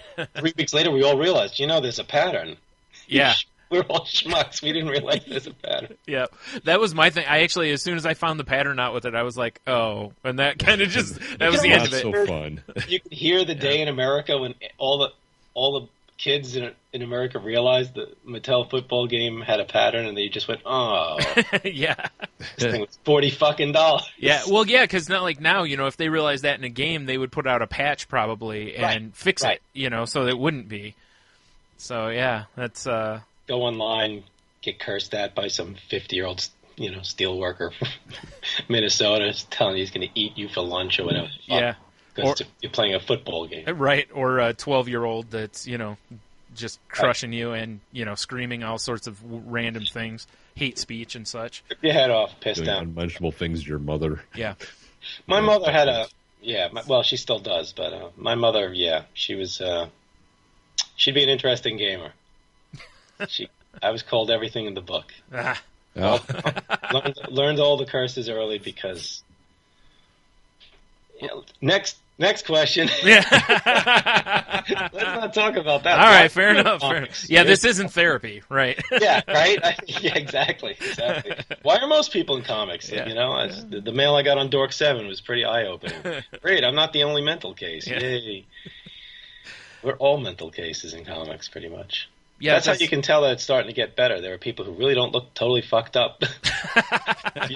There's a lot of people who look like they know how to talk to each other and, wear clothes. And I'm like, wow, am I jealous?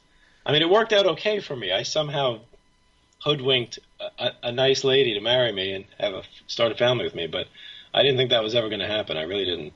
Yeah, Yeah, because you can't hey, I'm in the comics industry. Well, it's like I feel like this. We were talking after a panel on kids comics at Boston. It's like the industry's.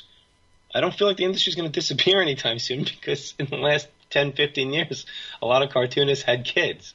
Yeah, and they can share the same toys.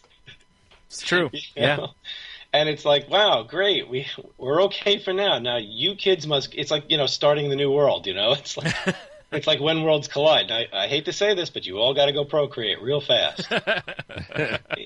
I know it's your brother. It doesn't matter. I'm sorry. All the geeks got to keep comics going. Yeah, exactly.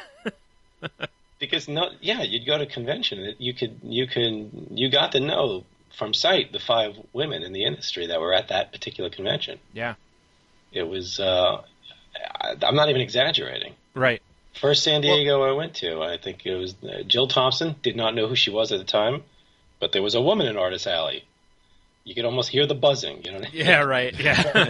It was like a girl walked into the comic shop. Oh, that scene, geez. that scene in Eltingville last night, I laughed so hard at that because it reminded me of, because... I wrote that 15 years ago, that scene. Yeah. And it's scary that people still say it's true. Obviously, there are stores not like that. I know for a fact. I mean, but I worked in a store, and we had the women ended up working in the store, and we had female customers, but even so, there's a reason that scene, resonated. I got a lot of nice mail about that scene. I mean, it was interesting, too. Sorry, go ahead. It wasn't just a joke about the jerks in the shop. It was it was a very real thing that happened in comics and still happens. Right, and you also, the comment after it where I can't think of his name now. The comic shop owner makes a comment about her being a fake. Yeah, and it's like, I heard that so many times. I can't believe that people still say it. I was really nervous when I was writing all that because the book took so long for me to come out. I was like, a lot of these things are starting to get solved to a degree. Not as much as anybody would like, but they're being talked about. They're being ridiculed. A lot of this nonsense about cosplayers, about women. People are starting to at least try to grapple with these things. Some of them very defensively, like some of the things Axel Alonso said just recently. About Marvel, I think he handled the criticism worse than what the criticism was over in a way. Yeah, I totally agree with you. I'm a minority, so I can't be racist. Was an amazing bit of logic for a guy running a modern company that is trying to get more readers. I hope they're trying to get more readers. Yeah, that was just amazing. Yeah. Well, I mean, part of the. I mean, I'm guilty of it from when I worked in a store. There's a lot of mean-spirited. I'm guilty of it now. My work can be very mean-spirited, but I hope that I'm on the right side of the arguments when it comes to things like Eltingville. Right. When I worked in a store, I was definitely on the wrong side of it. And it wasn't about women and minorities, but I was just a shit to people based on their comic choices. Right, yeah, I was just going to say that, yeah. That's pretty standard. I was a real dick to people, basically. And I've learned that this is absolutely the worst way to go about trying to interest somebody in comics or fill in the blank. To say, why are you buying Legion of Superheroes? You should be looking at Love and Rockets and Neat Stuff is just fucking dumb. Yeah. At some point, I got my head together and I realized I don't care what it is. Every comic sale is okay with me. Yeah. I might not agree with it. I might hope that it leads a certain amount of people into all kinds of comics, especially shop owners. Yes. But at this point in time, fuck it. My stuff gets put on Tumblr. Beast of Burden gets put on Tumblr. We sell copies on Amazon. I sold copies at Boston specifically for 2 reasons that I've never sold copies of a book before. One, because of the Tumblr. There was a short story that Jill and I did in Neighborhood Watch. It was in Dark Horse Presents, and somebody put it on Tumblr about 1.5 years ago, and it didn't blow up the way, you know, a dancing baby or whatever the hell that stuff is, you know what I mean? But Right. it's at like 80,000 notes, and even if you have that for people doubling it, that means a lot of people saw it who didn't Yeah. note it, and we have seen copies sold and people writing me about it going, they call it the sheep story because it's about it's called The View from the Hill, and it has these ghost sheep, which of course sounds like a winner. I know. Love those sheep stories. Woo, exciting. Cutting edge, they're man. dead? Cutting edge. Even more exciting. That's terrific. You're a moron. But we had two women come over, and young ladies came over and took pictures of it because they seemed a little freaked out about buying it. They were kind of shy. And then one girl came right over and she bought it. And I was starting to ask people because the people going, this is that sheep story. And we were like, my wife heard somebody saying it. So it was kind of freaking me out. I mean, you know, 3 or 4 people is not a huge amount of numbers, but for my stage of the game, it is. It's indicative of people seeing this stuff. And another person came over and bought it because it won an Eisner. And I'm like, that was surprising because I've made fun of that whole... Yeah. I make fun That of, was- I like winning awards. I don't stump for them. It's nice. If I'm nominated, I'd rather win than lose, even if Sure. I'm embarrassed and feel like all I did was... I feel like Beasts only won because the superhero vote split. But hey, I don't give a shit. It's on my shelf. Right. But to have somebody actually come over and go, oh, I heard this was good and it won an Eisner, I'm like, all right, whatever. Thank you. Yeah. Maybe I've got a reader. Right. Now, that's interesting. That's not something I'm used to. I won my first Eisner like, I don't know, 15, I don't know, a long time ago. I've never had anybody come over and say, I'm picking this up because it won an Eisner. So Yeah. that's interesting that there's some sort of, I don't know, some sort of weird critical mass of people starting to find your stuff in the weirdest ways. And I've done conventions my whole life. I hand sold copies to stores. I went into the city and brought copies. I've done this sent out newsletters back in the day before the internet. I did stuff for zines. Yeah. I let people reprint my stuff for free. My wife did a small press, all women anthology for 19 issues, which was tough. I bet. Yeah. In the 90s. I mean, Sure, yeah. and I've done stuff for Marvel. We've done stuff for Warner Brothers. We've seen this game, for lack of a better way of putting it, from a lot of angles. And to have people say, hey, I understand why people have a problem with piracy, but at the same time, I think most people who are looking at this stuff online, on Tumblr, not necessarily on the torrent. I think torrent people they're into that. Yeah. You know what I mean? It's kind of Yeah. like, it's almost like, this is how I get my entertainment. Okay. They were never going to buy anything anyway. Right. I'm not condoning it, Right. but at the same time, I feel like it's like screaming at the tide. Yeah. Yeah. It's like it can't be taken away. I'd prefer that everybody who was interested bought a copy, but I know from retailing and from being at cons and doing this for decades, it's just not going to happen. Right. You're either going to have, unless something beautiful happens and you have an amazing package and a great cartooning like Bone or Fun Home or Kate Beaton, and something happens and the snowball just gets huge, stays huge, and boom, you've got Hark a Vagrant. It's going to run through printings. Everybody's interested. It's just, it's a great success story, and that's never going to happen to me. It's just going to be amassing books and hard work, and you hope that some crazy thing happens. Yeah. That something I don't necessarily want a cartoon show or anything, but I want that money. Yeah. How's it go do more comics? Sure. If it's a burden, I realize I never fin- if Beast, when I was talking about options, the thing about options is when they say six, I do remember what I cut myself off on. If they say something six figures, that gets split between the creators and the publisher usually, or just the creators. Also, but what is offered is usually a low 4 figures, or a low 5 figures, and that gets split around. It doesn't turn into real money until the thing goes into production. Right. Most everybody in comics right now seems to have an option on something. Right. And Like every week you're hearing about, this got picked up or 20 this got things. picked up. Well, Yeah. They Yep. don't make 20 things a week. They don't No. make 20 movies about Right. independent comics.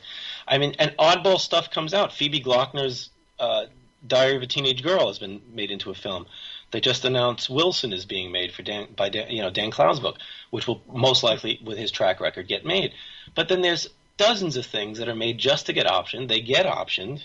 You know, robot fights the future, eats butter. I love it. I love it. Five. You know, I mean, Men in Black was a comic. A lot of these things are thrown out there just to get that IP out there under your name. Yep. It's much harder to get a TV show. It's much harder to get a screenplay floating around. But if you can print up 1,200 copies of something or get a webcomic out there, all of a sudden you've got something you can just tell somebody to click on and look at or pick up. I mean, these comics make the rounds. Yeah. Comics you've never heard of are on the desks in Hollywood. They're on producers' desks. It's cheap as chips to option this shit. Oh, yeah. It doesn't take a lot to excite a cartoonist. When a cartoon, you know, it's like, hey, man, I found a half-eaten pokey in the gutter. Bring it in here. The studio's hungry. You know what I mean? Right. So it's like if somebody goes, hey, here's $3,000. Yeah. It sounds stupid, but people will jump at that. Oh, and yeah, give a shit absolutely. up. Yeah. Even with all the people saying don't do it. Because there's a lot of people talking about it. It's not. You know, I'm not the only one. I'm no crusader. Right. There's a lot of people talking about it. The problem is we only pay attention to the people who are successful who say this stuff. Yeah, that's true. Who are in a position who are safe enough, who we like enough. Yeah. So if popular woman says something, we go, that's very true. Oh my God, that's right. They said it. You know, this is how we act as a crowd. I mean, we all do this. Well, you're but right, because like me says it, I'm jealous. You know? I mean, I'm just opening my mouth up because I'm an idiot. Right, but Brian Michael Bendis actually wrote a book about it. You know, and it's a very, you know, it's sold very well about the whole his issues, or not issues, but his dealings with the movie industry. Oh, that I don't know. I read that when it came out. Yeah, Fortune and Glory. It sounded more like he was bitching. Because True. It didn't work out. Right. You can always tell that Bendis was a guy who wanted Hollywood in his resume. He was always had his eye on that stuff from his old internet, you know, signing stuff with an exclamation point. You know, he is very savvy. There's a couple of guys. I'm not knocking this. This is what they want to do. No, I'm just laughing at the exclamation point. The guy thing. who did Scud back in the day, who Rob works Schrad. in Hollywood, Yep. you could tell he wanted to be in it. He had a cast list. He used to send me his comics. He had a cast list for all his characters. Wow. There's just certain guys. But it worked. Yeah, but you're right. He's been, you know, I know he worked on Sarah Silverman's show, and I forgot the other day. I just saw his name on something else. And I'm sure he's doing a hell of a lot better than doing Scud. Yeah, I'm sure. For shits and giggles. I mean, it's fun to do this stuff. It's great to own your own stuff. At some point, you got to fucking pay your water bill, though. Yeah. And your cool comic is not necessarily going to do that, even if a lot of cartoonists like your work, and a bunch of people with funny haircuts and class shirts like your work. Yeah. It doesn't help. I mean, again, the thing with the option, if all three people who are still with this, that would be me. And us too. Yeah. And the 2 root beers I was talking about. Nice. But I mean, the option, you can't sell yourself out cheap. There will be another bus. There will be another, just like when you break up with somebody, you know, you think that there's never going to be another person for you, another guy, another girl, another, you know. Cthulhu, right. Right, but there will be. And, you know, you're part of that equation. It's how you act. Yeah. And how you get back into the game.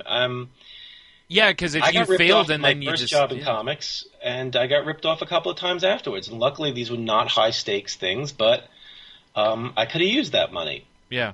Not to mention getting ripped off sucks, because it just makes you feel like shit. Yeah, yeah. And there's almost no recourse when you get ripped off in comics to this day. Even people who have money. Generally, cartoonists are poor, and even cartoonists who are doing okay really can't launch lawsuits all over the place. Yeah. Look at all the people who are getting fucked over by T-shirt companies online. Oh, no doubt, yeah. We have this culture where everything is up for grabs because you can click on it.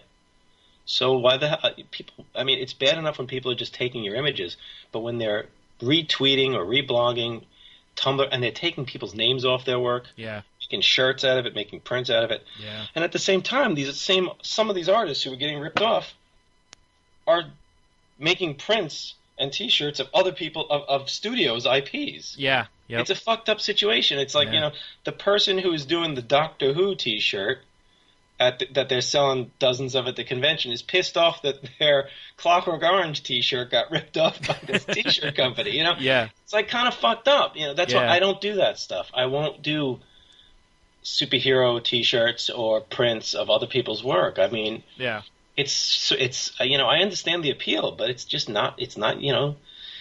Doctor Who isn't your character.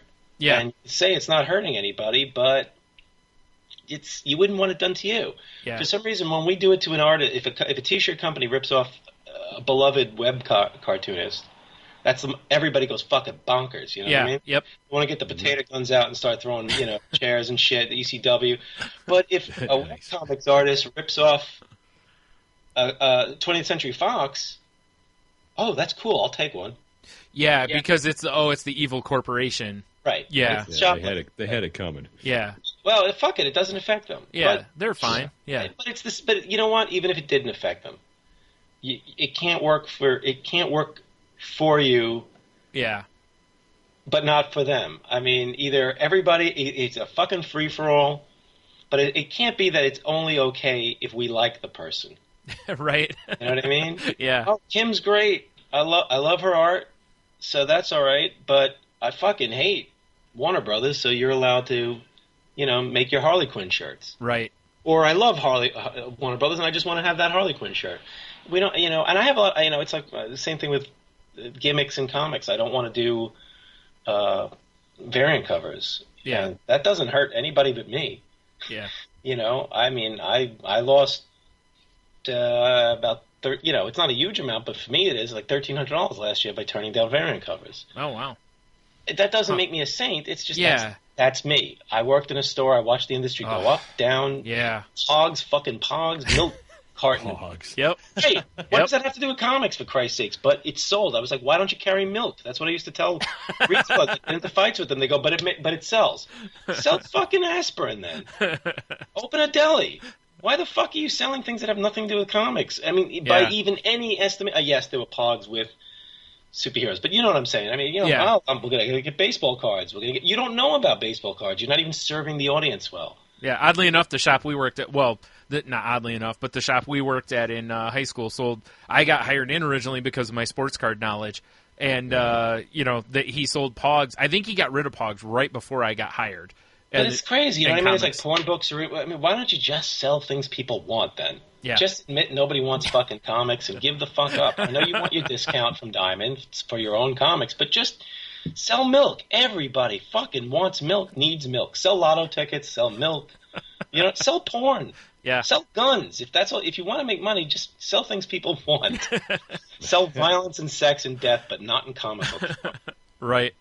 Sell drugs. I don't know. I just never got that. I just never fucking got that mentality. That I mean, it's bad enough that if you don't like somebody's art, you're not going to carry their book, even if it can sell. I mean, it's just that's the weird. It's true, and it's your house. I get it. That's one thing I can say we business. never did, because there's certainly artists that I absolutely could go on long diatribes about why I hate their art, but at the same time, there's people who love it, and I know they'll sell, so we certainly are going to carry it. Right, and it's not like it's Aryan Nation. It's not like it's Aryan Nation comics. You know what I mean? Right, it's not like it's racist comics. No. Sexist. I mean, yeah. Well, yeah, I have some. Yeah. Oh, sexist comics. Yeah, I don't want to go there. But yeah, let's not go down that rabbit unless you hole. have a problem with it. Yeah. I mean, it's like I knew my store was going downhill. I mean, it was always a good store, but I knew that there were problems in the store when my boss decided to sell a comic that he had pulled off the shelves because they had gone up in price years later. He had pulled these. I don't know if you remember Salson, which was a company that was Gary Brodsky, Saul Brodsky from Marvel's son. Mm-hmm. He ran this black and white company that made some of the Reagan's Raiders, I think, was out of there, and crazy crap like that. Those crazy peckers. Wow, no, I don't. It was the 80s when I always say, any chimp who could hold a pencil got a job in the industry, and that's how I got in, but I managed to stay in. A lot of people didn't. Right. But it's true. Anybody could get in. That's when I got in, and that's when I got ripped off, and that's when I learned a few things. But when all those black and white post Teenage Mutant Ninja Turtle books were coming out, Salson put out this thing. They got the license for the turtles. How to Fight Like a Turtle, or something like that. I'm not kidding. It's out there. Wow. And it was martial arts lessons for kids to beat the shit out of each other with sticks and fists. I'm not making this up. You could look for Salson. You got a computer there? Yeah. Okay, because if I do it, I'll knock us off. I'll knock us over. I'll break shit. But it was this book, and we're looking at this, And all due respect, we were like, we really were happy with our boss, with Jim, because Jim, we were like, we had no idea what this was, but it's an actual manual. It's a fighting manual. It's not a comic. It's in comics form. How to do, I don't know, Ninja Turtle style, but it's pictures of, okay, first, grab the kid by that. We're going to kill somebody with this shit. So we were like, we're not selling this. Jim was like, so Wow. we didn't know what to do with it. So it all ends up in the back. And when things aren't going so well, I guess, at some point, the books, like 2 years later, are back on the shelves for $5 a pop in bags. Because it's turtles, and turtles were big. Right. Bigger. Right. And I'm like, holy shit. You either stick with it, you know what I mean? You make your decision, you live with it. You don't sell the turtle fighting manual to little kids to hit each other with sticks. Right. Yeah. It's not just wrong, it's dangerous, and you'll be sued if nothing else. Yes. Yeah. Let them find that on YouTube now. So, Yeah, I really. don't know if they're on YouTube, but you'll find them online, I'm sure. Look up Salsa and you'll crack up. Oh no, I found the book. Yeah. Oh, you found it? Yeah. So it's like, I don't know, did any kid ever choke out another kid like the Big Boss Man with a stick because he thought he was a turtle? Probably. I'm sure. I don't it want to had be responsible for that, but not only did he bring the books back, he jacked up the price. Typical comic book behavior from a guy who normally was not like that. It pissed me off. Yeah. So yeah. it's like, we're all going to fuck up, but, if you say you're not going to do something, don't do it. I don't know how I got on this one. Knowing is half the battle. Talking to me means you lost the battle. Sorry. Anyway, options, not that big a deal. Oh man. People have gotten options for $500, Yeah. and sometimes you can get your property tied up in really bad knots. Yeah, I would think so. I'm sure there's all sorts of those And kind of same stories. thing with signing a contract for a creator-owned book with a publisher. There are so many places you can take your work now. Yeah. There are so many ways that you could do it yourself between crowdfunding. I'm not a crowdfunding guy because I can't handle a business. I can't do a business. I've never self-published because I'm incompetent. I still rule pages incorrectly. I still screw up, margins and bleeds and stuff. So it's like, I'm not the kind of person who should be dealing with money and people and humans in that way. Maybe one day, but it would have to be for something special. Yeah. But there's the web, for Christ's sakes, if you want to be, this is what I tell people, if you want to be in comics, put your stuff on the web. You're in comics. Yeah. You know what I mean? It's always been a low threshold, but it's never been easier than it is now. If you want to be in comics, put your comic on the web. Yeah. I'm comics. Yeah, and I heard somebody else say that too, and I was like, it's just so true. It's just like being, if you want to be a writer, write something. Or a musician. But the thing is, making money and having a sustaining career. Yeah. That's a trick. That's the work. That's the hope. Yeah. But if you want to be in comics, you do not have to give your character over to anybody. Right. If you want to be paid attention to in comics, that's a weird reason to want to be in comics. Right. I remember. I can't remember what was the webcomic. I think it was PvP. That I can't remember the guy's name who created it. Scott Kurtz? Yeah, that sounds right. And for a long time, he was like, I'm not going to publish because every publisher wants, they want the rights to, T-shirts and all this other stuff, and I don't want all that. I want to control all of that. And here's the other, that's all negotiable. Yeah. Because you can always walk away. I mean, this is the thing. You can always walk away. Your life isn't changed from walking away. Yeah. Food doesn't taste differently when you walk away from a contract or you burn a deal because it's no good. Yeah. If you feel uncomfortable, there's a reason for that. Unless you're always nervous, unless you're just always fortune telling and thinking things are going to be not work out, or you hate yourself. But check with people. You should always send contracts to people. Yeah. To look at. Find somebody who knows that stuff. Find a lawyer. This is why this is the thing. The underfunding of everyone in this industry, from retail to publishing to the cartoonists and the creators, the fact that everybody's an independent contractor, that nobody has insurance really. I mean, there's a lot of, you can't just sue somebody who screws you over. Yeah. It gives people a lot of leeway to fuck people over, knowing that there's nobody's going to come after me. Right. It's amazing that there aren't more predators in this industry. It's such a small industry and so easy. We got ripped off by a company many years ago, who made milk and cheese toys. They made these little horrible soft plush vinyls for a company's. I don't even know what the thing was for. It was like for a dairy council. Oh, so okay. They used my characters. They just stole the look of my characters, put them on these toys, and when they were called on it, they just said basically, "Go right ahead and sue us." Wow. You'll never, Yeah. you're never going to get anywhere. This is what we do. They didn't care. They made Laurel and Hardy plushes and shit like that. All the plushes they didn't use ended up in Crane games. We had people finding them in San Diego many years ago, and they're horribly ugly. Oh, and I feel bad that anybody spent $20 on them, like online, because they thought that they were real, because they were just so bad. But yeah, they knew it. They knew there was nothing we could do. Oh, they say, by the time you could even try suing us, we will have dumped all this stuff. I mean, they were open with my publisher. They were like, "Good luck." Jeez. You know what I mean? What are you going to do? Yeah, it's true. It's wow. When's the last time you read about that lawsuit a cartoonist brought? Yeah, never. And when's the last time you read about cartoonists gets their artwork ripped off? Oh yeah, all the time. All the time. It's like every week it seems. Could you put somebody, retweet this? This company is using my shirt. This company, they're using Marvel stuff. Some of these companies. They're using stuff, artwork by guys like Scotty Young. That's not even Scotty Young's characters. They're actually fucking Rocket Raccoon and Iron Man and all that shit. Yeah, that's amazing. Yep. It's only going to get more amazing. Oh, yeah, definitely. Yeah, because you're right. They just take names off and whatever. Yeah. But you can't do anything about it. I mean, not at our level. Yeah. So...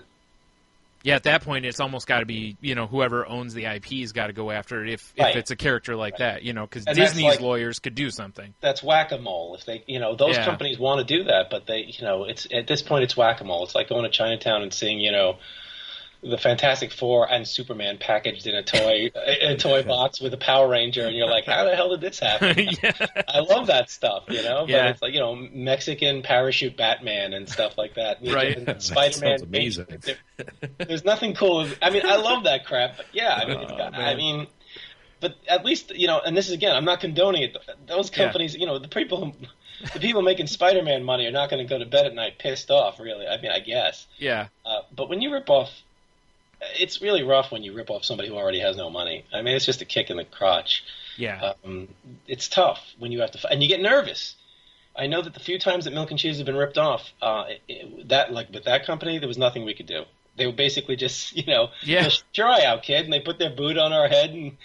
But sometimes you get nervous that if you can't combat this, you're going to lose your characters. I mean, that's paranoid, but you feel so helpless that there were nights. There was a record company that did a ad for a band, the Toadies, and they thought they were doing us a good thing, but they basically did a Milk and Cheese strip with their own characters, and it was in my art style and using the logo and everything, and it was like a very fanzine kind of thing, but it was going out to all these places. Like, you can't take my shtick. Yeah. I need to make no money on my shtick. But if you don't, but the thing is, I mean, Milk and Cheese, nobody gives a fuck.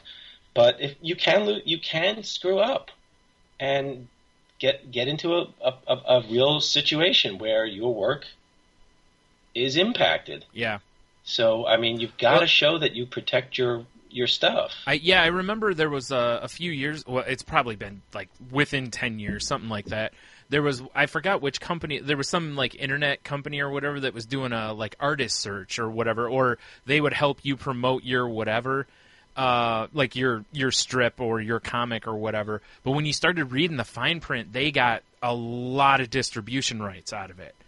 They'll lock you up. They can lock you up, and then they can also do these things. Well, like Watchmen is in the situation where they'll get it. Moore will get it back. Moore and Gibbons will get it back when it goes out of print, and it'll never go. It'll never go out of print. Exactly. They'll have the Flintstones birds chopping into rocks if they have to keep that thing in print. 500 copies in the side of a mountain. Right. The companies will do the thing where they say, we have to have, so many copies in the warehouse still have to exist, or we have to sell this many. But they can manipulate those edicts, and they can do things like go bankrupt and sell the company to their friend. Yeah. And then your contract kicks back in. Or they can just – I've heard of somebody who's had left a company and they just reprinted the book that they had done with them without telling them. Oh, wow. So the damn thing's out there again. There's another 800 copies or whatever, and then what are you going to do? Print your book? Yeah. And it's just, and it gets hinkier sometimes the cheaper and smaller the company you're dealing with. Yeah. I've actually had less problems working with Marvel and DC and companies like that, to be honest. They're very clear about that you owe nothing. Right. They're not offering you anything. And, you pretty much go knowing that they have offices that, they pay their lawyers more than, most people. And they are there to make sure that they're protected and you get as little as possible. Nobody likes to – it seems that the people who hate to give money up the most are the people who have the tons of money. Right. Yeah, that they'll fight Jack Kirby's family tooth and claw, risking a lawsuit that could have humbled them if it went the wrong way. Marvel is so lucky that Steve Ditko doesn't want to sue them, that he doesn't believe in that, because he's got co-plotting credits right there on the books, and that was one of the contentions in the Kirby case. Yeah. Which was bullshit, because if you read the artwork, if you read the lettering that Kirby writes all over his pages, and the way he recycles some of his characters, and the way he brings things in, like the Silver Surfer, who was not in the plotting session, whatever that was, Stan Lee admits everywhere that the Silver Surfer was created by Kirby. Yeah. But the judge was saying that Kirby doesn't create anything, Kirby doesn't plot anything, he is just he's just a mule practically for those. Right. It's against you. Yeah. So why even get near some of those situations if you can avoid them? Do your own work and see how that goes when you're young, especially because you're still living at home, or you're living with 5 other poor people, or you don't have children, you don't have a relationship, or you do. You got a day job. That's when you sow your wild comic book oats and make as many pages as you can when you don't have a hurt neck and a hurt back. Yeah. Get that shit out there. And people are in such a rush to be in print. There's still the magic of print, even though the web is doing very well for groups of people. You don't have to rush to be in print. I used to tell people this when they were doing mini comics. You can always take those pages and reprint them as a book. Yeah. There's no shame in mini comics. There's no shame in the web. I mean, there's no shame in print. It's just that, well, there's plenty of shame in all of these things. Unless the artwork gets eaten by your dog, and even then you should have scanned it and backed it up. Right. This stuff lives forever. I'm working on a project right now that's reprinting some stuff that I did 24 years ago or something like that. I never thought this stuff would come back. One of the problems that we're having with this stuff, people of my generation, is we sold our artwork and we don't have good sources. The Milk and Cheese book was a disaster for us to put together. Even if we wanted to just send everything to Dark Horse and let them do everything, we didn't have good sources because that artwork is spread all over the place, out amongst a couple of dozen people at this point. Wow. I wouldn't be surprised if some of it's been thrown in the garbage, and Xeroxing was crap back, Yeah, absolutely. Yep. Bad records. That's why there's no Dork book yet. I don't know where to get some of that material and my artwork was really crappy for the first few years, so a lot of that stuff needs to be cleaned up a little bit. The white ink that I used for correction ink and to write lettering all crumbled. I didn't know what the hell I was doing. So the pages themselves, even the ones I own, are a mess. They look like sculptures that are falling apart because I would constantly put Pro White over the mistakes, and then I'd end up with a little hill of Pro White. Oh, yeah. The pages would start to get heavy. It was really disgusting. When you hold them up to the light, you could just see nothing but splotches from where there's white ink when you turn it around. Yeah. It's oh, man. There's a reason I tore up a lot of my old artwork. The first book I ever did, the one that I got ripped off on, I took all those pages and burned them. I tore them up and threw them out. I only burned one of them. But, yeah, I threw out a lot of my artwork. But I don't know how could I ever put Pyrocore and Hectic Planet back into print? I don't even know what to do. Yeah, that's, wow. I'd never even thought about that. But, yeah, it makes perfect sense. It's, it's amazing that, like, how does like Marvel and that do it? Have before scan? Did they just have good Xeroxes? A lot of times now they scan the books. Yeah, which doesn't look that great a lot of times. I mean, it can look okay with old comics. I think if you do something like what Fantagraphics is doing with the Ditko stuff and some of the companies when they do these restorations, but they put them on nice approximation of newsprint, and there's a kind of slightly yellowed paper. They look really. Also, it just older comics kind of look good that way. But okay, yeah. if you were to reprint a Marvel reprinted Fight Man, this book that I did in 1993, and I guess they had, I don't know if they had the film or they shot. It looks really bad because now it's on glossy paper. And 90s coloring and printing was not really that good, if you remember. Flexograph and Mando, not Mando, I forget, but we had weird paper. They were trying out a lot of different coloring systems. Yeah. And now coloring is like, I mean... Oh, yeah. If I look back at stuff from the 90s and some of the coloring, I'm just like, ugh. It's really, it's just a lot of pink and green, and they couldn't do skin tones well. Right. And African Americans always looked purple. Yeah. Or gray. It was just really not really what... Yeah. Coloring is so... The technology for printing and coloring right now is just so amazing. We take it for granted, I think. Yeah, there's some amazing, colorists and stuff out there now. Colorists are like colorists are now like the new inkers. Yeah. Yep. Inker, I mean, that's not knocking inkers, but pencilers don't seem to be putting... There's a lot of pencilers who either work really well with color or don't care. Yeah. And they just do this very gentle line work, and somebody comes in and like airbrushes the van, Yep. It's like, you see the pencils some people are doing, and I'm like, that's like, that used to be called layouts. Yeah. Yep. And the inker doesn't have a lot to do, it seems to me. The colorist comes in and turns everything into... They put the tone in there. They put the contrast. They put the values in there. Yeah, because you can do. You can almost do some of. And I don't want to minimize inkers, but you can do some of that initial stuff. Just the base outlining and whatnot. I mean, just with a filter in Photoshop. Well, there's people who it's so they do easy. Digital inks. Yeah.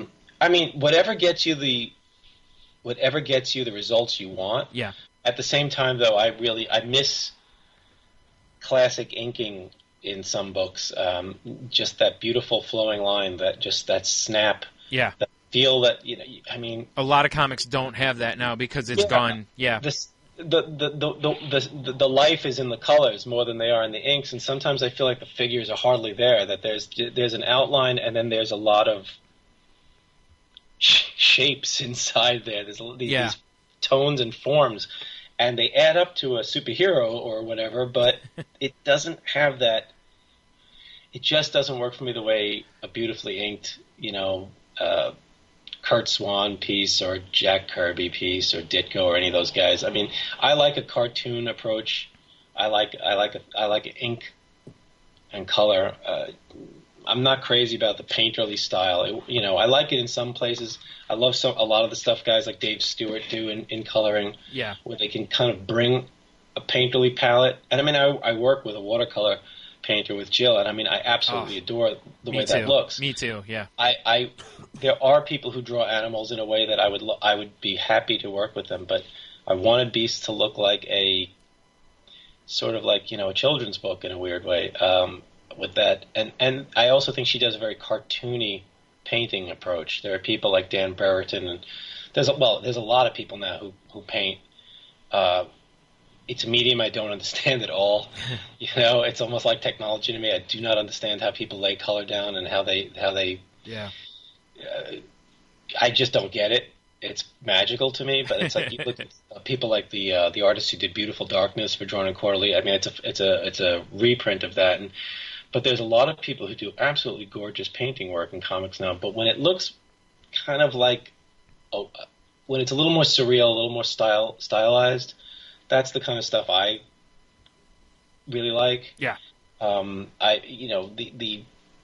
The album cover art in a lot of superhero books just doesn't work for me, where there's just light shows and special effects and lens flare and stuff like that. Don't get me started on lens flares. Good old lens flare. It can look great, but I like comics for comics. Yeah. And I like video games.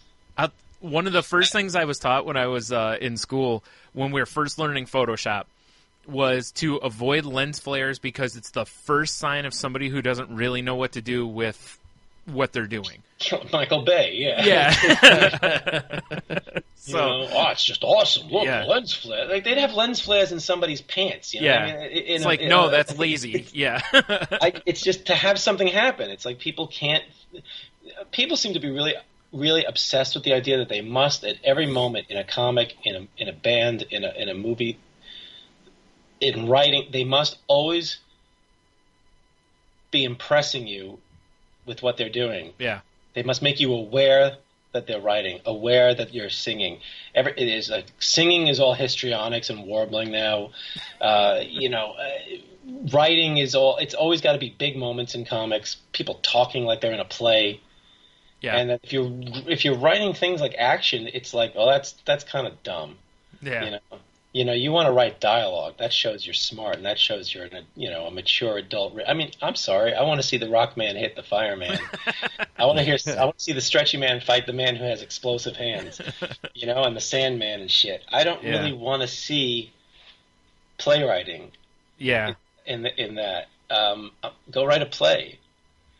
The idea of superheroes sitting around in living rooms having stern lectures at each other is fucking ridiculous. You know what I mean? Yeah. I think it sounds like a great reality show, but it could be. Yeah. Hell fucking no, man. I want to see. You know what I mean? I don't want to see wrestlers talking. I want to see wrestlers fighting. Yes. I want to see wrestlers cutting promos and being lunatics, or wearing funny outfits, or jumping on top of each other's heads, or a combination of all the things. Otherwise, why am I watching a thing called wrestling? Yeah, absolutely right. Superhero comics can have anything, they can express anything, they can do any theme, but generally they should be punching the shit out of each other. Yeah, it should be action in scenes. cool costumes, not in clothes. Right. If I want to see people beating each other in clothes, I can go down the block. There's a Friday down the block. Well, there you go. There's your next comic. You just go down. At 2 a.m, you'll see somebody in clothes smacking each other around. I mean, I'm buying this comic book. It's $4 fucking. I want to see something happen. At least, yeah. For sure. $4. I used to never think comics were expensive, but I can't argue that anymore. Yeah, and then like with these event books, like right now, Marvel with their Secret Wars book, there's a lot of those tie-ins that like are $5. It's a secret war on the customers, I think. Oh man, hey! I was like, you man, got a black cat back there? Wait, who is that? What, mine? Is that a cat or a dog? Oh, I have a cat. She's back here somewhere. She'll move around. Oh, she's down on the floor now. Sorry, I thought she was still back there. All of a sudden I saw a National Geographic video. Oh, yeah. What the? She's like a 20-year-old cat. So. Oh. I love cats. Yeah. We're down to one. We had 4 at one point. They all passed away. The orphan from Beasts of Burden is based on one of our cats. Ah. Because we called him the orphan. He was in the street. These people took him from a shelter, gave him to their kid, and then threw him out in the street. Oh, jeez. So, yeah, that's great, right? It's like taking a kid out of an orphanage and throwing them into a mine to work. What the fuck? And I was desperate to get this cat. I love this cat so much. And when they found out that we were asking about the cat, they got really pissed off at us. They gave us 3 stories about why this cat was in the street. She has allergies. The dog bites its head. Dog bites its head.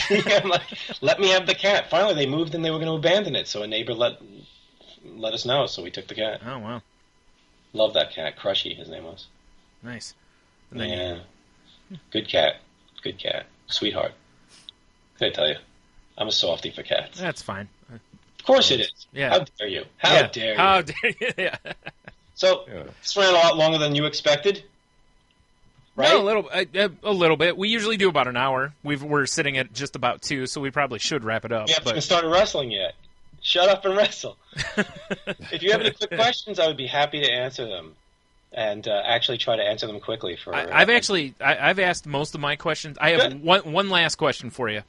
Is in Dork, I saw you reference going to a lot of concerts and such back in the day. Oh yeah. Is there anything that someone who's new to ska or whatever should listen to? I'll tell you, I am. No, I don't mean new stuff. I mean like your favorites. Yeah, because I'm completely out of. Oh, okay. I listen to new music, mostly what I hear through websites that I happen upon or WFMU. But one of my favorite DJs, Terry T, has not been on the air for a while, so I haven't been. That was a great source for new music for me. But when I draw, I listen to a lot of old radio shows. Goofy old. It's like listening to EC Comics and old B movies to keep me company. To be honest, sometimes I find music doesn't keep me company when I'm drawing, but when I write, I have to listen to music. You can't go wrong with the specials. You can't go wrong with Early Madness, the Selector, all the two-tone bands, the Beat, Body Snatchers, Bad Manners, quasi ska bands. People like to argue about. I don't give a shit. If they get up with a horn and go pick it up, they're in. I don't care because I don't just listen to ska. I don't really care about the same way. I don't care where a comic book comes from, if it's mainstream or alternative or whatever the fuck. If I like it, if it's honest, if it comes from somewhere, I like it. So you got the Aquabats, you got the Voodoo Glow Skulls, the early Boss Tones I like a lot, Bim Skulla Bim, some Toasters stuff. The production on the problem with a lot of ska is the production's really, I don't know how to put it. I'm not a music, I'm a fan. I'm not a professional. The production on a lot of third wave, for lack of a better way of putting it, they call it the third wave ska bands, like after the Untouchables and Fishbone maybe, or even including them. The production just never captures the bands. You'll see these bands live and they will kick your ass. Toasters, when the Unity 2 was singing for them, were just so great. Bim actually I always thought came across better in recordings than a lot of the bands. But the two-tone bands were really well recorded. I love the Jamaican bands. Paragons and band, Scatolites, a lot of those older bands, you could just judge all that stuff. That stuff has this real lo-fi feel, but it just sounds so perfect and right. But for me, a lot of the third wave bands, a lot of the New York, Boston, LA, all the, Chicago, I did covers for a lot of these bands, and a lot of them were terrific. But they seem squelched on record. Okay, sure. They didn't capture. Like Donkey Show. I don't even know how many. We saw them. They would. I mean, just almost every ska band I ever saw was better live than they were on record. Oh, okay. Except for the specials. Fishbone is just. I don't know what Fishbone is like nowadays. I listened to some newer Fishbone recently, and I actually thought it was really good, and I was really surprised because I didn't like. At some point, I fell off the wagon, and. I mean, they'll always be one of my favorite bands. Definitely, like maybe my favorite live band ever. I mean, they were amazing. So energetic, so into their audience, so into what they were doing. So much fun. Long shows, even longer than I can talk, and just fantastic. And they, it didn't feel. It felt like it was the audience and the band were there for each other. And those are always the best shows. Yeah. They are. Whether the band is quiet or crazy. Yeah. And a lot of the bands were like cartoonists. Like independent wrestlers or independent cartoonists or anything. People who were into something that not necessarily. Back then, being in a band wasn't going to make you. Yeah. Super famous. Nobody.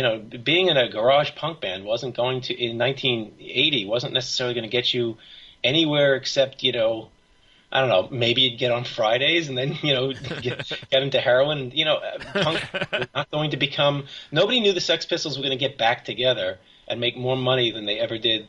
Yeah. And that was a band people heard of. Right. Nobody knew, you didn't start Pylon or Black Flag or any of those things thinking that you were ever going to become... Well, when it comes to... You never knew there was going to be a hot topic. Right. Selling your shit. Yeah. You know what I mean? Yeah, that's fair. Yeah, that's definitely, yeah. I knew you're going to be selling $50 45s because one day vinyl would become hip. Right. Yeah. Exactly. Yeah. So I mean, you didn't know that nobody knew there was going to be a Buzzcocks song on a car commercial. These people did not make money back in the day. Way more than what we do for a living. Where a couple of maybe, tens of thousands of people might have heard of you. Yeah. Not support you, but heard of you, and then they make the mistake of thinking that you're doing well and you're like famous, which is unquote. Because I laugh when somebody, oh, you're famous. Well, you're not famous just because you've seen my name a bunch of times. It's like you ask the average person who Exene Cervenka is, then they don't know. Well, she's a nut job nowadays, but have you seen, she's a conspiracy nut now, which is really, really sad. But I mean, you talk about Lux Interior and stuff like that, and these are heroes for a lot of people, but they're not famous. Yeah. Just because you've heard of Rocket from the Crypt doesn't mean that they're raking in the dough. Right. You just are into them. Yeah, they're more notorious than they are anything. But right, and they're not. Yeah, they're not Taylor Swift. You know what I mean? Right. Yeah. Well, thank God for that. Yeah. Amen. Well, you know what I mean. Though. Yeah. I mean, it's just. So yeah, I mean, I don't know. I'm getting all doofusy. I don't know what I'm an old fuck. I don't know what I'm talking about. I don't know what I'm talking about. Oh no, it's fine. Bring back 8 tracks. No. No, I'm not that old. I don't even know if I. That looks like the only 8-track I ever liked was 2XL. You remember that robot you used to stick? Oh yeah, I know what you're talking about. My friend Rob had him, and he was so cool. I wanted him to be my friend so badly. Oh well, but then I realized he had a pattern just like the Mattel football. Get away from me, 2XL. Now it's ruined. But yeah, those. I mean, here's the thing: you can go on Spotify and just put the word ska in, and boom, Operation Ivy. Oh yeah, like the Clash, or you like the punkier side of ska. You like No Horns. Although I don't love. I don't hate. Rancid, but. Rancid had a couple of songs that I really, really liked. Yeah. Smoked a little too much pot for me, but that's just me. I don't like anything that sounds like. I don't like any rap that sounds like the guy could be sitting on a couch while he's, going through it, or any punk. But sometimes it's like that California. It just feels like everybody was given pot when they signed the deals. They're getting paid in pot. They probably were. So, yeah. I guess I always like the cocaine bands more than the pot bands. I don't know if that's a New York thing. I'm not saying anything about my life. Well, I mean, if you compare L.A. to New York, I mean, L.A. is more, more... Yeah, they drop dead of everything. But, I mean, New York's is a loud, obnoxious... Yeah. And I'm a loud, obnoxious person, so I kind of go for that. So I guess I'm not as much of a regular... now I'm thinking Bad Brains, even if they're sexist and homophobic, I don't know. It's hard. You find out about bands 10 years after you're into them. And as long as they haven't knifed anybody or blown anybody, shot anybody in the head like some black metal jerk-off, it's hard, A lot of people, that's a whole other issue. It is. You're absolutely right. Comics now that social media is, outing people as whatever, I mean, there's, there are people who don't like to find out somebody's a lefty, a righty, homophobe. I certainly don't, Orson Scott Card got kicked off the Superman thing. I mean, it's hard. I mean, I don't think that's censorship. I think that's the marketplace, just like everybody screams for. Yep. If Marvel felt that it was still a good deal to go through with that, then they would have done it. And I don't know. It doesn't prevent him from working. No, certainly not. Prevent him from working on Superman. Yep. But again, that kind of a little bit goes back to what you had said earlier about how if you're not afraid to work on your own stuff and do whatever. And he does. Yeah, well, that's the thing. Exactly. He didn't get to work on Superman. I mean, he worked, it's weird. It's weird finding out that because growing up, you had no idea what anybody was into. No. At best, you knew Bill Mantlo liked Ray Bradbury. You know what I mean? That's the kind of thing. You knew that Roy Thomas was into Weird Tales, or you knew that Steranko was into Steranko. You know what I mean? Yeah, absolutely. Yep. Now if you go on my Twitter, you'll find out whether you like me or not, and you will, not follow me or follow me, because you will know a little bit about where my head's at when it comes to.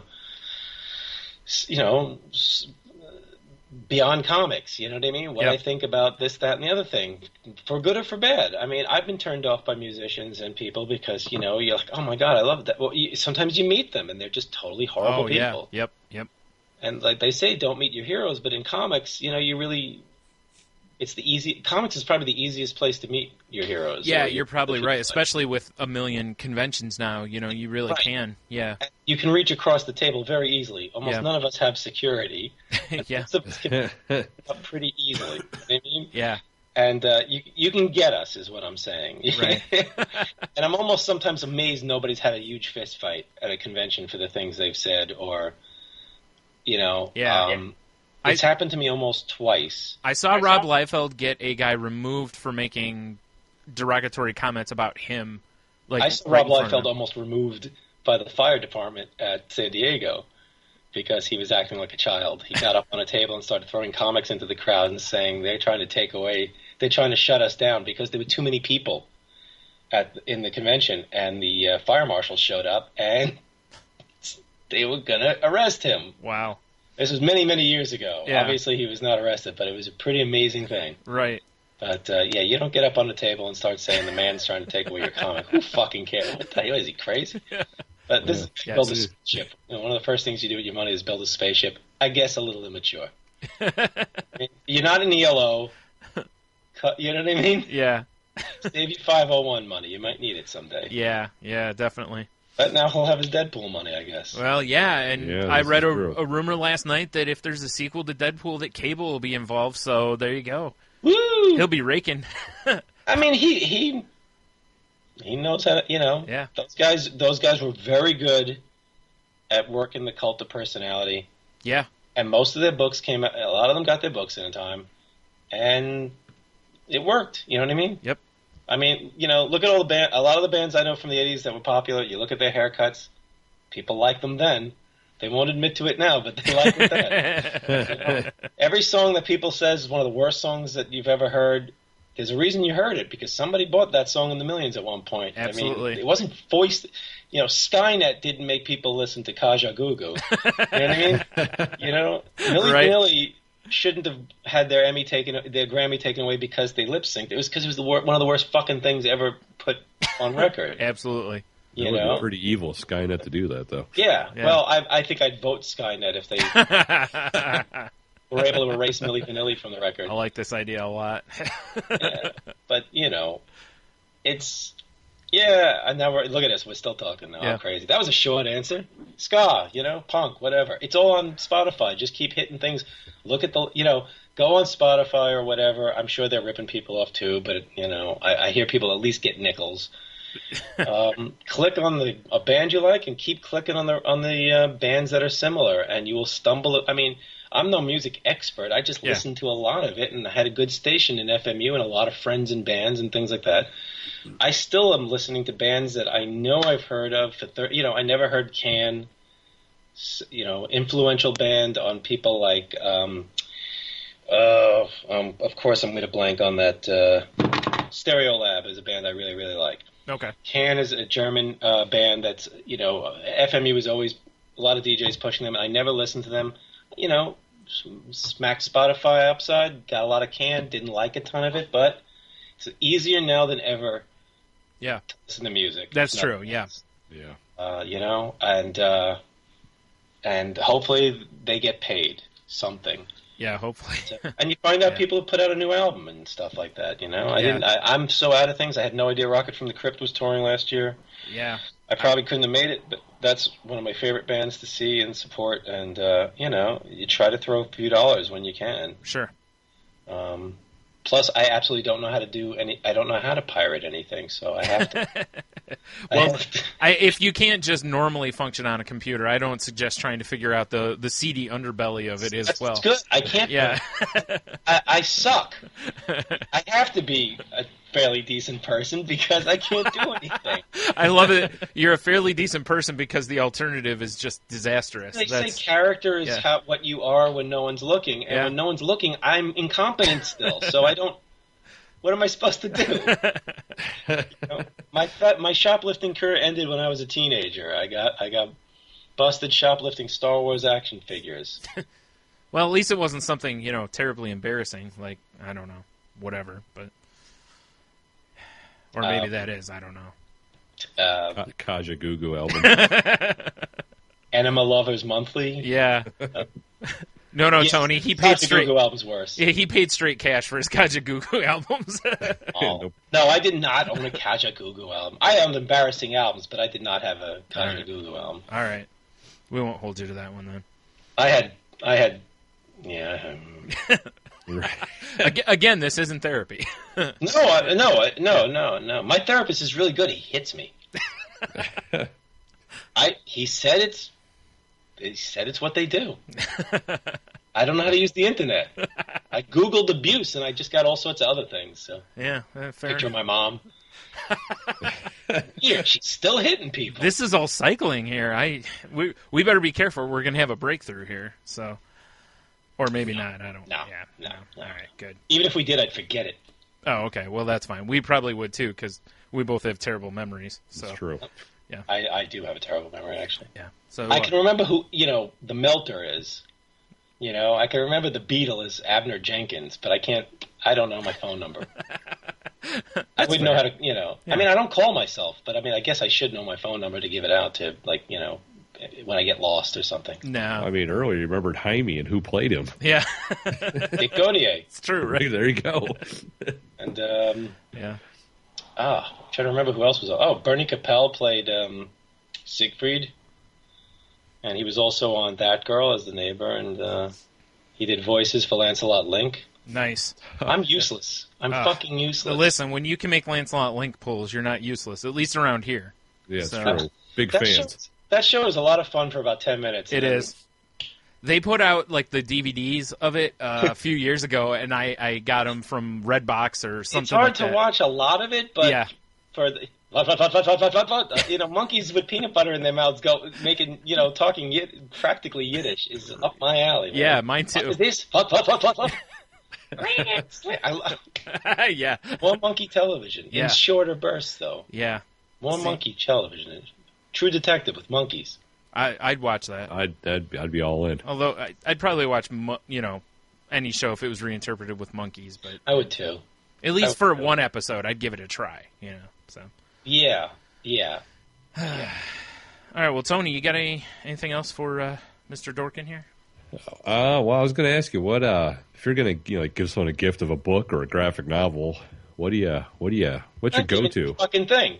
I don't know you. I'm not giving you anything, Tony. Well, not me per se. You sent me something. You sent me that cat and 2 root beers. Sorry about the diet. It's all I could find. Damn it. So what do you say? If I was going to send you a book? Well, not me, but just say I don't know. You're gonna donate a book to a good cause. Yours wants free shit. Yeah. No, Yeah. we already purchased our milk and cheese collected that's editions, nice. and yeah. Yeah, I'm looking at it right there. It's Yeah. over there. I'd send you a book. Do you need a book? If I have it. I don't have them. What do you need? No. What, like if you're gonna give someone a book as a gift or a graphic novel, what do you give them? What's your go-to book? Okay, not being a Weisenheimer, but here's the thing. This gets kicked around a lot on the internet, and I don't know what I would give anybody. You'd have to know what they like, to be honest. There's a book for everybody. I think that I'm much better at selling other people's comics than my own. Between working in the store and being a fan, that what we would do is we would check people's T-shirts. That was one way to do.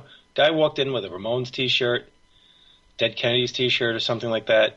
Get him over to Love and Rockets. Get him over to Needs. Just some of the oddball books.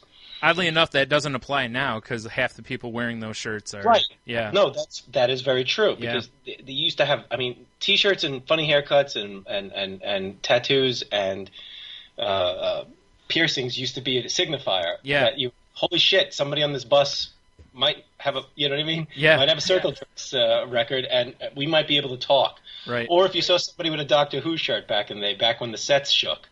You know what I mean? The Cybermen had zippers and shit, you know what I mean?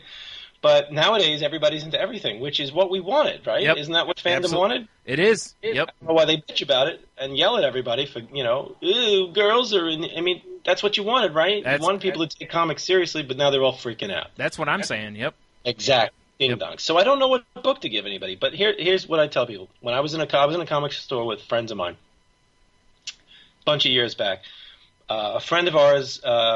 she's a well-read, intelligent person, but didn't like comic. And it wasn't that she thought they were stupid or anything. There are people out there who actually have a problem with the format. They have a problem with reading comics. We don't realize this until we come across it because we're so used to comics that it's a second language. You know, I mean, it's gotten to the point where you pick up manga, you don't even think that you're reading in the other direction.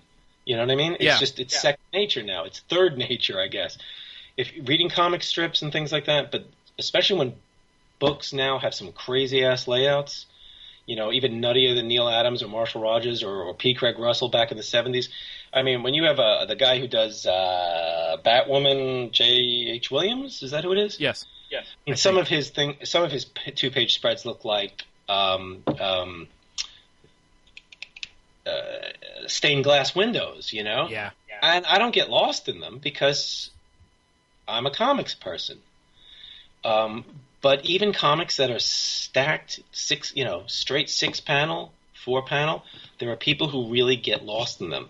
It's almost like it's not dyslexic, but I've seen people who really just are like hapless with a comic. And we don't even tell people, you know what I mean? There's no chart. How the hell do I read a comic book? Captions first, come down here, go up this way. I mean, that's why they used to have arrows on a lot of DC comics, especially if the layout got a little kooky. But there are people who will pick up a comic, especially a monocomic, and be perplexed by it, and they don't want to go further. So knowing that, but I knew she loved cats, and we were in the store, and I gave her What's Michael. I pulled a copy of What's Michael down, and I said, "Here, look at this." You know, and it doesn't always work, but she ended up buying, like, over the next couple months, she ended up buying 6 or 7 of them. The reason that I would never blindly recommend a comic is because it's like blindly recommending a book or an album. I wouldn't just throw out, you know, hey, get a Fishbone album, hey, get Laurie Anderson, it's pretty interesting, or hey, why don't you listen, you know, why don't you get Tommy Dorsey back when he had Frank Sinatra. I have no idea what you like, you know. Yeah. Even if I just yelled out Taylor Swift, which millions of people, I might be completely wrong, because it's a whole medium. Yeah. You know, when you see these threads online and people talking about it and sometimes arguing about it, the mistake they make, and it's a common one, and it's not like I'm not making fun of them. Is that they throw out the book that they love the best because they want that. You know, it's like the fight between, you know, sometimes superhero fans get so crazy. If anybody, if the New York Times has 5 books by, you know, non-superhero, I mean, it's not an attack. It's just what people want. The same way that there's no point in going around screaming and yelling about superheroes sucking if that's how you feel. You know, why don't you just say I don't like soda? Who gives a shit? Don't drink it. Yeah. You know, it's frustrating that in the direct market, a lot of people confuse the genre for the medium. But okay, that's the direct market. You kind of almost have to give up on it already and just, you know, worry about your Amazon sales. We're all going to stink the house out in most comic shops. There's only a few dozen to a few hundred that are going to carry my stuff or carry, you know, they don't even carry Tintin or Donald Duck or the Adventure Time or the Simpsons, for Christ's sakes. So what hope do you have if you're doing something that isn't necessary? I mean, they're not carrying the full Marvel and DC line anymore. Yeah, it's true. Most stores. And they're not even doing that necessarily because they're jerks. It's just because they can't. Yeah. I mean, when I worked in comics, you ordered at least 3 of everything. You know, if it crapped out, you went down to 1. And we didn't even go to 0 on almost anything. There were less books, but that's what Marvel and DC's line was rock bottom. You got one of every. You got Barbie, which actually sold quite well for quite a long time. You know, I mean, I'm making fun, but in our shop. But Barbie actually sold well, okay? It was the kind of book Marvel could have, you know, should have left going, but whatever. So, yeah, you know, you got to tell me what you like. I mean, if somebody tells me they're into horror, I'll have an answer for them. If they're into anime, I'll have an answer for them. But you got to ask, when you're a retailer or somebody buying a gift, you have to know. And you can't just go Watchmen. Yeah. You know, what does everybody? Watchmen. It's a classic. Oh, you know, so's Tchaikovsky. But if I don't give a flying fuck about dead composers, I don't want it. So if I don't fuck about Charlton or Rorschach, I don't want it. So you can't just pop out Dark Knight Returns. You know, right. Year 1. It's always this. You know what I mean? Yeah. And it's like Halloween. Well, you liked it. Okay, I get it. Everybody wants their tastes reflected, but why don't you just ask a question first? That's why you should never buy a comic book blind for anybody. If you're really so, you know, I must be a comic book missionary. So, you know, you just don't blunder into the jungle and just start throwing Mouse or Love and Rockets or Legion of Superheroes or whatever your favorite thing is, even if it's the number one thing on the list on Amazon right now. You know, you don't just throw Smile at somebody without knowing who's behind the door. If it's a kid, you could take some guesses. Everybody does that. You know, when I was a kid, everybody bought me the wrong comic book. Big fucking deal. When you're a kid, you're happy you get almost anything, even after you stop bitching. So I got 3. You get sick. And he likes comic books. He likes, so they'll buy you the Jackie Jokers or some fucking horrible thing. Right. They can't even buy you Casper. They got to get you Jackie, you know, the 8th-rate kid hydrocephalic head over at Harvey. Right. Who's not funny. Like, they'll get you Archie's Laugh. Pep. Right. Just get me fucking Archie. So, yeah, you got to know. But with a kid, you know, if it's a kid, Try Adventure Time. You know what I mean? I don't know. Yeah. Try Plants vs. Well, no, even that you can't. Gotta know. Like, what are you into? I could suggest a comic book. I don't know what you like, but like, can you name some things that aren't comics that you're into? Yeah. Tony, like you are boring. No, what? Stop, Tony.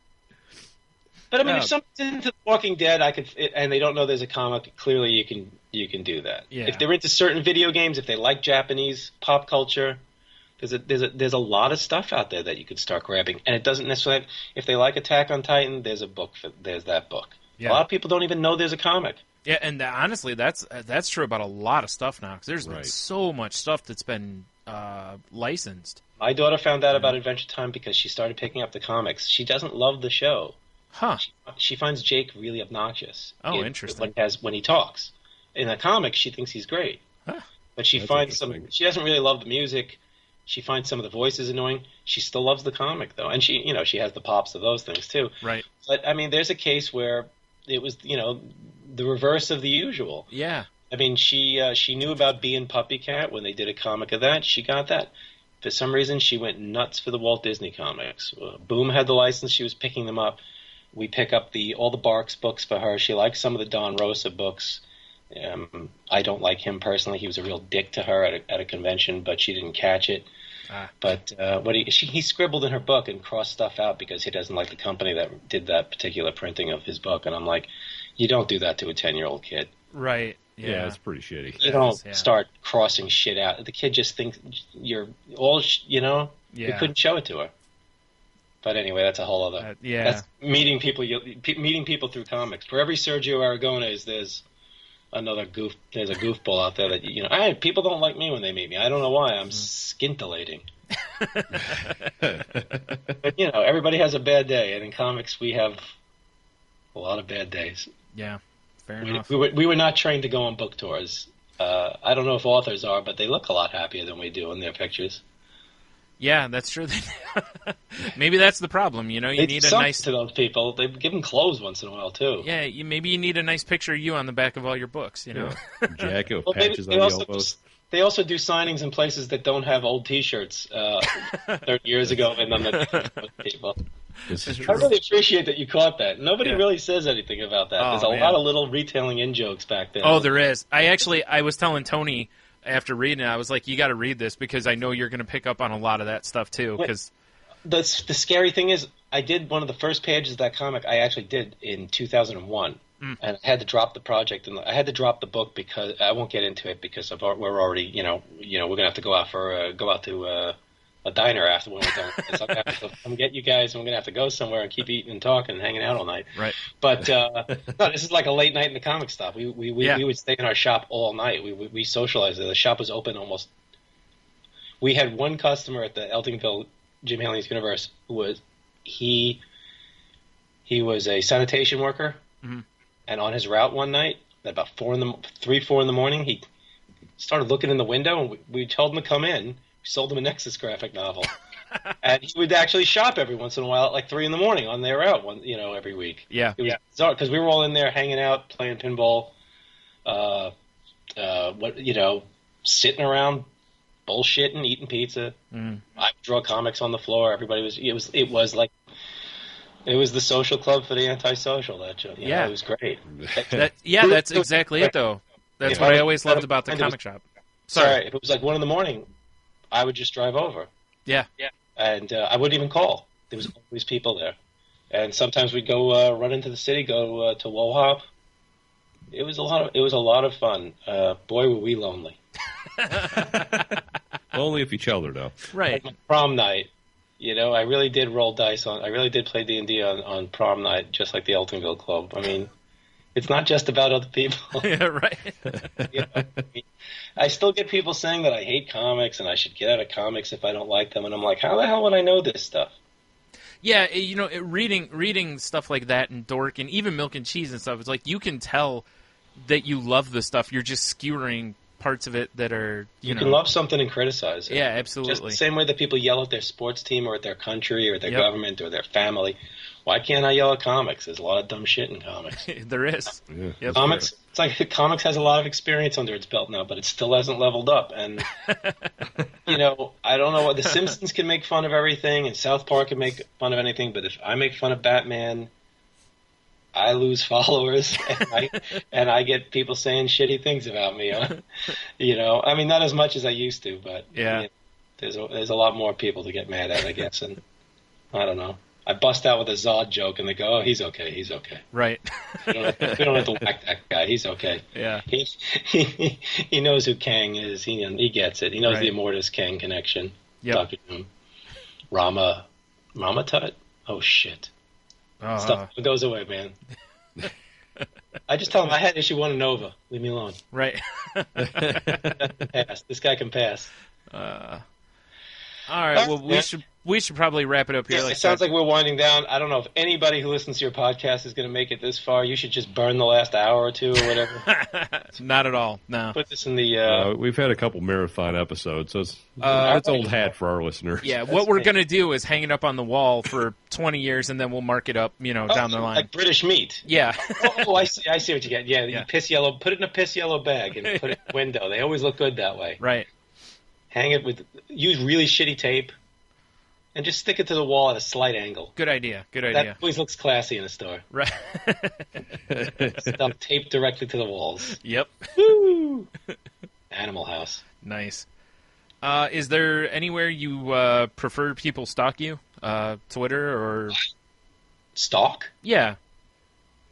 Like if they want to look in your window, or just give you a hug if you happen to leave your house. Something like that. That would be nice. Just innocent stuff. Leaving the house. I don't want the hug. I just want to leave the house. Right. Maybe a nice sandwich once in a while. Nice sandwich. It makes a nice sandwich. Yeah. Sandwich. What was that? Levy's Rye Bread? That was a bread ad, right? We asked deli owners from New York. I heard it somewhere. Yeah, I can't remember what it was, but yeah. My daughter flips out when I start busting out old commercials. She goes, "Why do people say that?" I'm like, friends will do it, and they're like, "Why do you people know such?" She actually said what stupid stuff, and I'm like, you got to understand. My generation was raised on the television. I mean, people watch a lot of television now, but they don't watch commercials.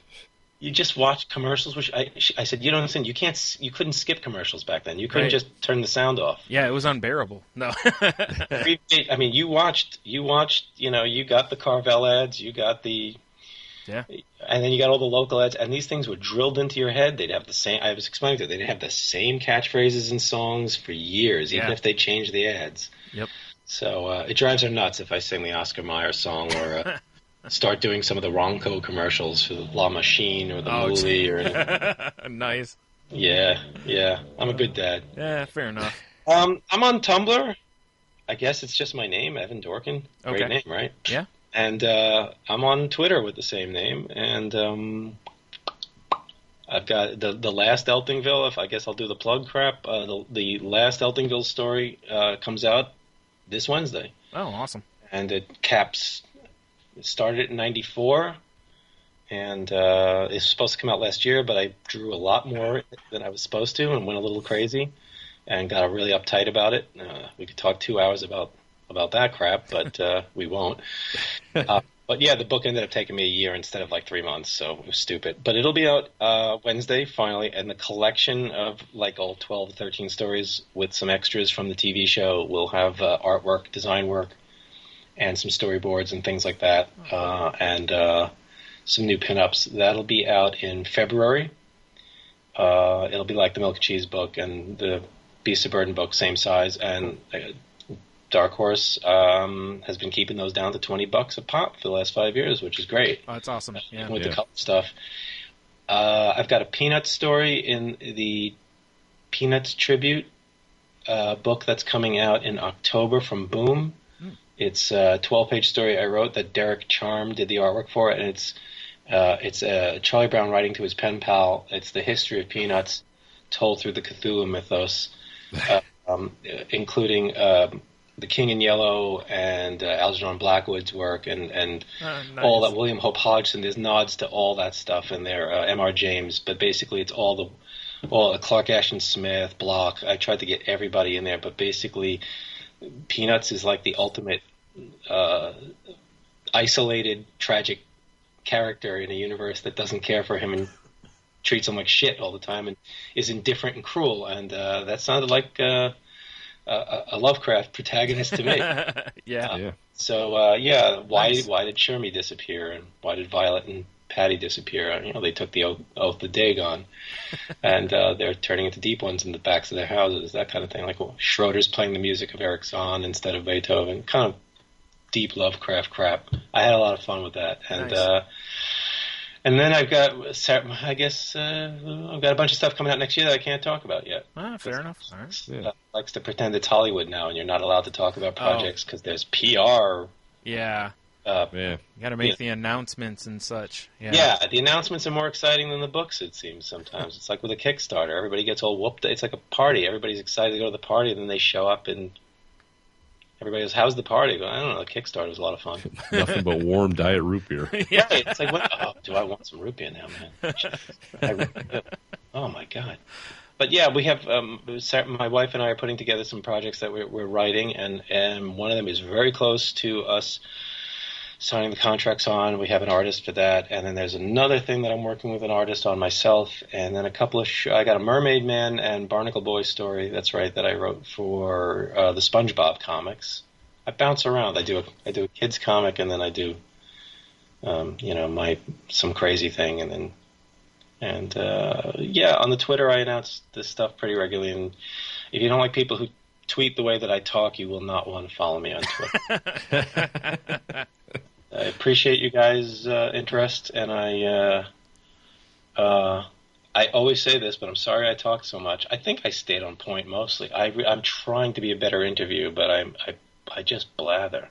That's fine. So, it's honestly, we do the same thing, so it's totally fine. I appreciate it because I have no friends. Yeah, that's pretty much my reason too. So, I'm coming up tomorrow. And do you have a Steak and Shake anywhere there? Actually, yeah, we do. Yeah, we certainly do. Yeah. I love that. We don't have them in New York. They have them in Gainesville. My wife's from, and I do like them. So, okay, I'll see you there. All right, fair enough. The site, it must be right. Yeah. So, thanks a lot for joining us, though. This was a lot of fun. I appreciate it. Yeah, I hope other people think that. Yeah, so I appreciate all your digs and such at the industry, and loving digs. People don't remember any of the nice things I say. Because I do say nice. I mean, it's like you were saying before that, like, you heard about books because I plugged them in Dork and stuff. I mean, yeah, I don't know. I really love comics. Yeah. And I just want, I can't affect the world in any way whatsoever. I can maybe, I get letters from people over the last, any of us who is still around after a few years has a few readers. Sometimes they have questions. If people talk about stuff and it gets through, it can help. I mean, it really can. Yeah. I mean, for me, it's like people saying things about art supplies and about writing, and you know what I'm saying? That's and things I didn't know, and it really helps to just avoid certain pitfalls. You're never going to avoid all of them, but if you can say, basically, if somebody can say, read. I mean, honestly, it sounds stupid, but read your fucking contract. Right. People, it's boring, and people sometimes don't do it, and they do throw things in there. And also, the first contract you get isn't necessarily the last contract. You can always ask for things. Yeah. Always ask for things, because they send the contract out hoping nobody says anything, and it's a dance. It's not personal against the company if you say, I'd like 10 more copies of the book. I'd like another week to do this, maybe. I'd like this taken out. I'd like an extra. Can I have a little more money? And they'll go, no, no, no, no. But the thing is, if you ask, you never know. Right. I mean, if you ask, you never know. If right. they're going to flip out and yell at you and take it personally, you don't want to work with them. Yeah, that's true. Good call. But it saves a lot of heartache to get away from, everybody, all the things that we'll end this. But all the stories that are floating around the last 2 years where people are finding out so-and-so creator acts like a real jerk around so-and-so, around women, and everybody knew it, and everybody kind of warned each other. And the fact is, if you don't know any of the people warning people about a company or a person, I'm not saying this is a witch hunt. Yeah. This is life. When you go to work for a large office and you make some friends, you will hope that they tell you about, the guy up on the 9th floor who you do not want to be alone with. It's Right. sad fact of life. Or that you don't want to use that door because it sticks, and you don't want to. That key will break off there. This office blows. That copier sucks. Oh, and that guy's a possible rapist. Yeah, you're right. And also that if you keep doing what you're doing, you're going to get fired, and if you keep doing what you're doing, you're going to get a raise. I mean, you hope for friendly people, or at least people who aren't bastards and enemies, and people coming into this industry aren't going to know that company sucks. Right. We all know it, okay? And we cringe when we see people signing up with them or doing something with that company. You can't go rent a truck and go around town at San Diego and say, don't sign with this company. Yeah. But there are predators in this industry. Sure. They will take advantage of people. There are people who are acting as middlemen for foreign artists and not telling them exactly what the rate is so they can pocket more money. Right. That has always happened. And that's just one example. I mean, there's all sorts of shit. And the internet allows us to spread this information. Again, I don't think I'm a fucking hero or anything like that. I got a big mouth. And I would have liked to have been told a few of these things about a few people who took my money and made me miserable. Life's miserable enough. Comics should be fun. Yeah. Nobody should lose a goddamn thing that they've worked for. Yeah, that's true. Yep. That's one to grow sick of on. Yeah. I'll let you go now. Sorry, man. No, not at all. Not at The problem all. is I can talk for 19 hours in a row, as Tom Spurgeon once found, or whatever, like 13 hours. I can go all night if you know what I mean. Nice. Yeah, it's true. Scary. Fair enough. You sit in a room drawing pictures. You know what I mean? Yeah. If you're somebody with my blood, you can talk. So I always find myself apologizing after interviews, but if somebody stuck through this and enjoyed it, and if it helped anybody, that's cool. If it didn't help anybody, they can go fuck themselves. That's what we like. Contract I'd like them to sign. Yeah. Nice. All right. Well, thanks a lot, and right. like I said, this has been a lot of fun. But thanks a lot. I appreciate it. Thanks so much. Yep. I hope you like the second Eltingville issue. If you want, I don't know who you deal with, but maybe there's somebody at Dark Horse who can send you a PDF of it or something. Or I don't know. It can't hurt, right? Right. Drop somebody a line there. I don't know how that stuff works. Okay.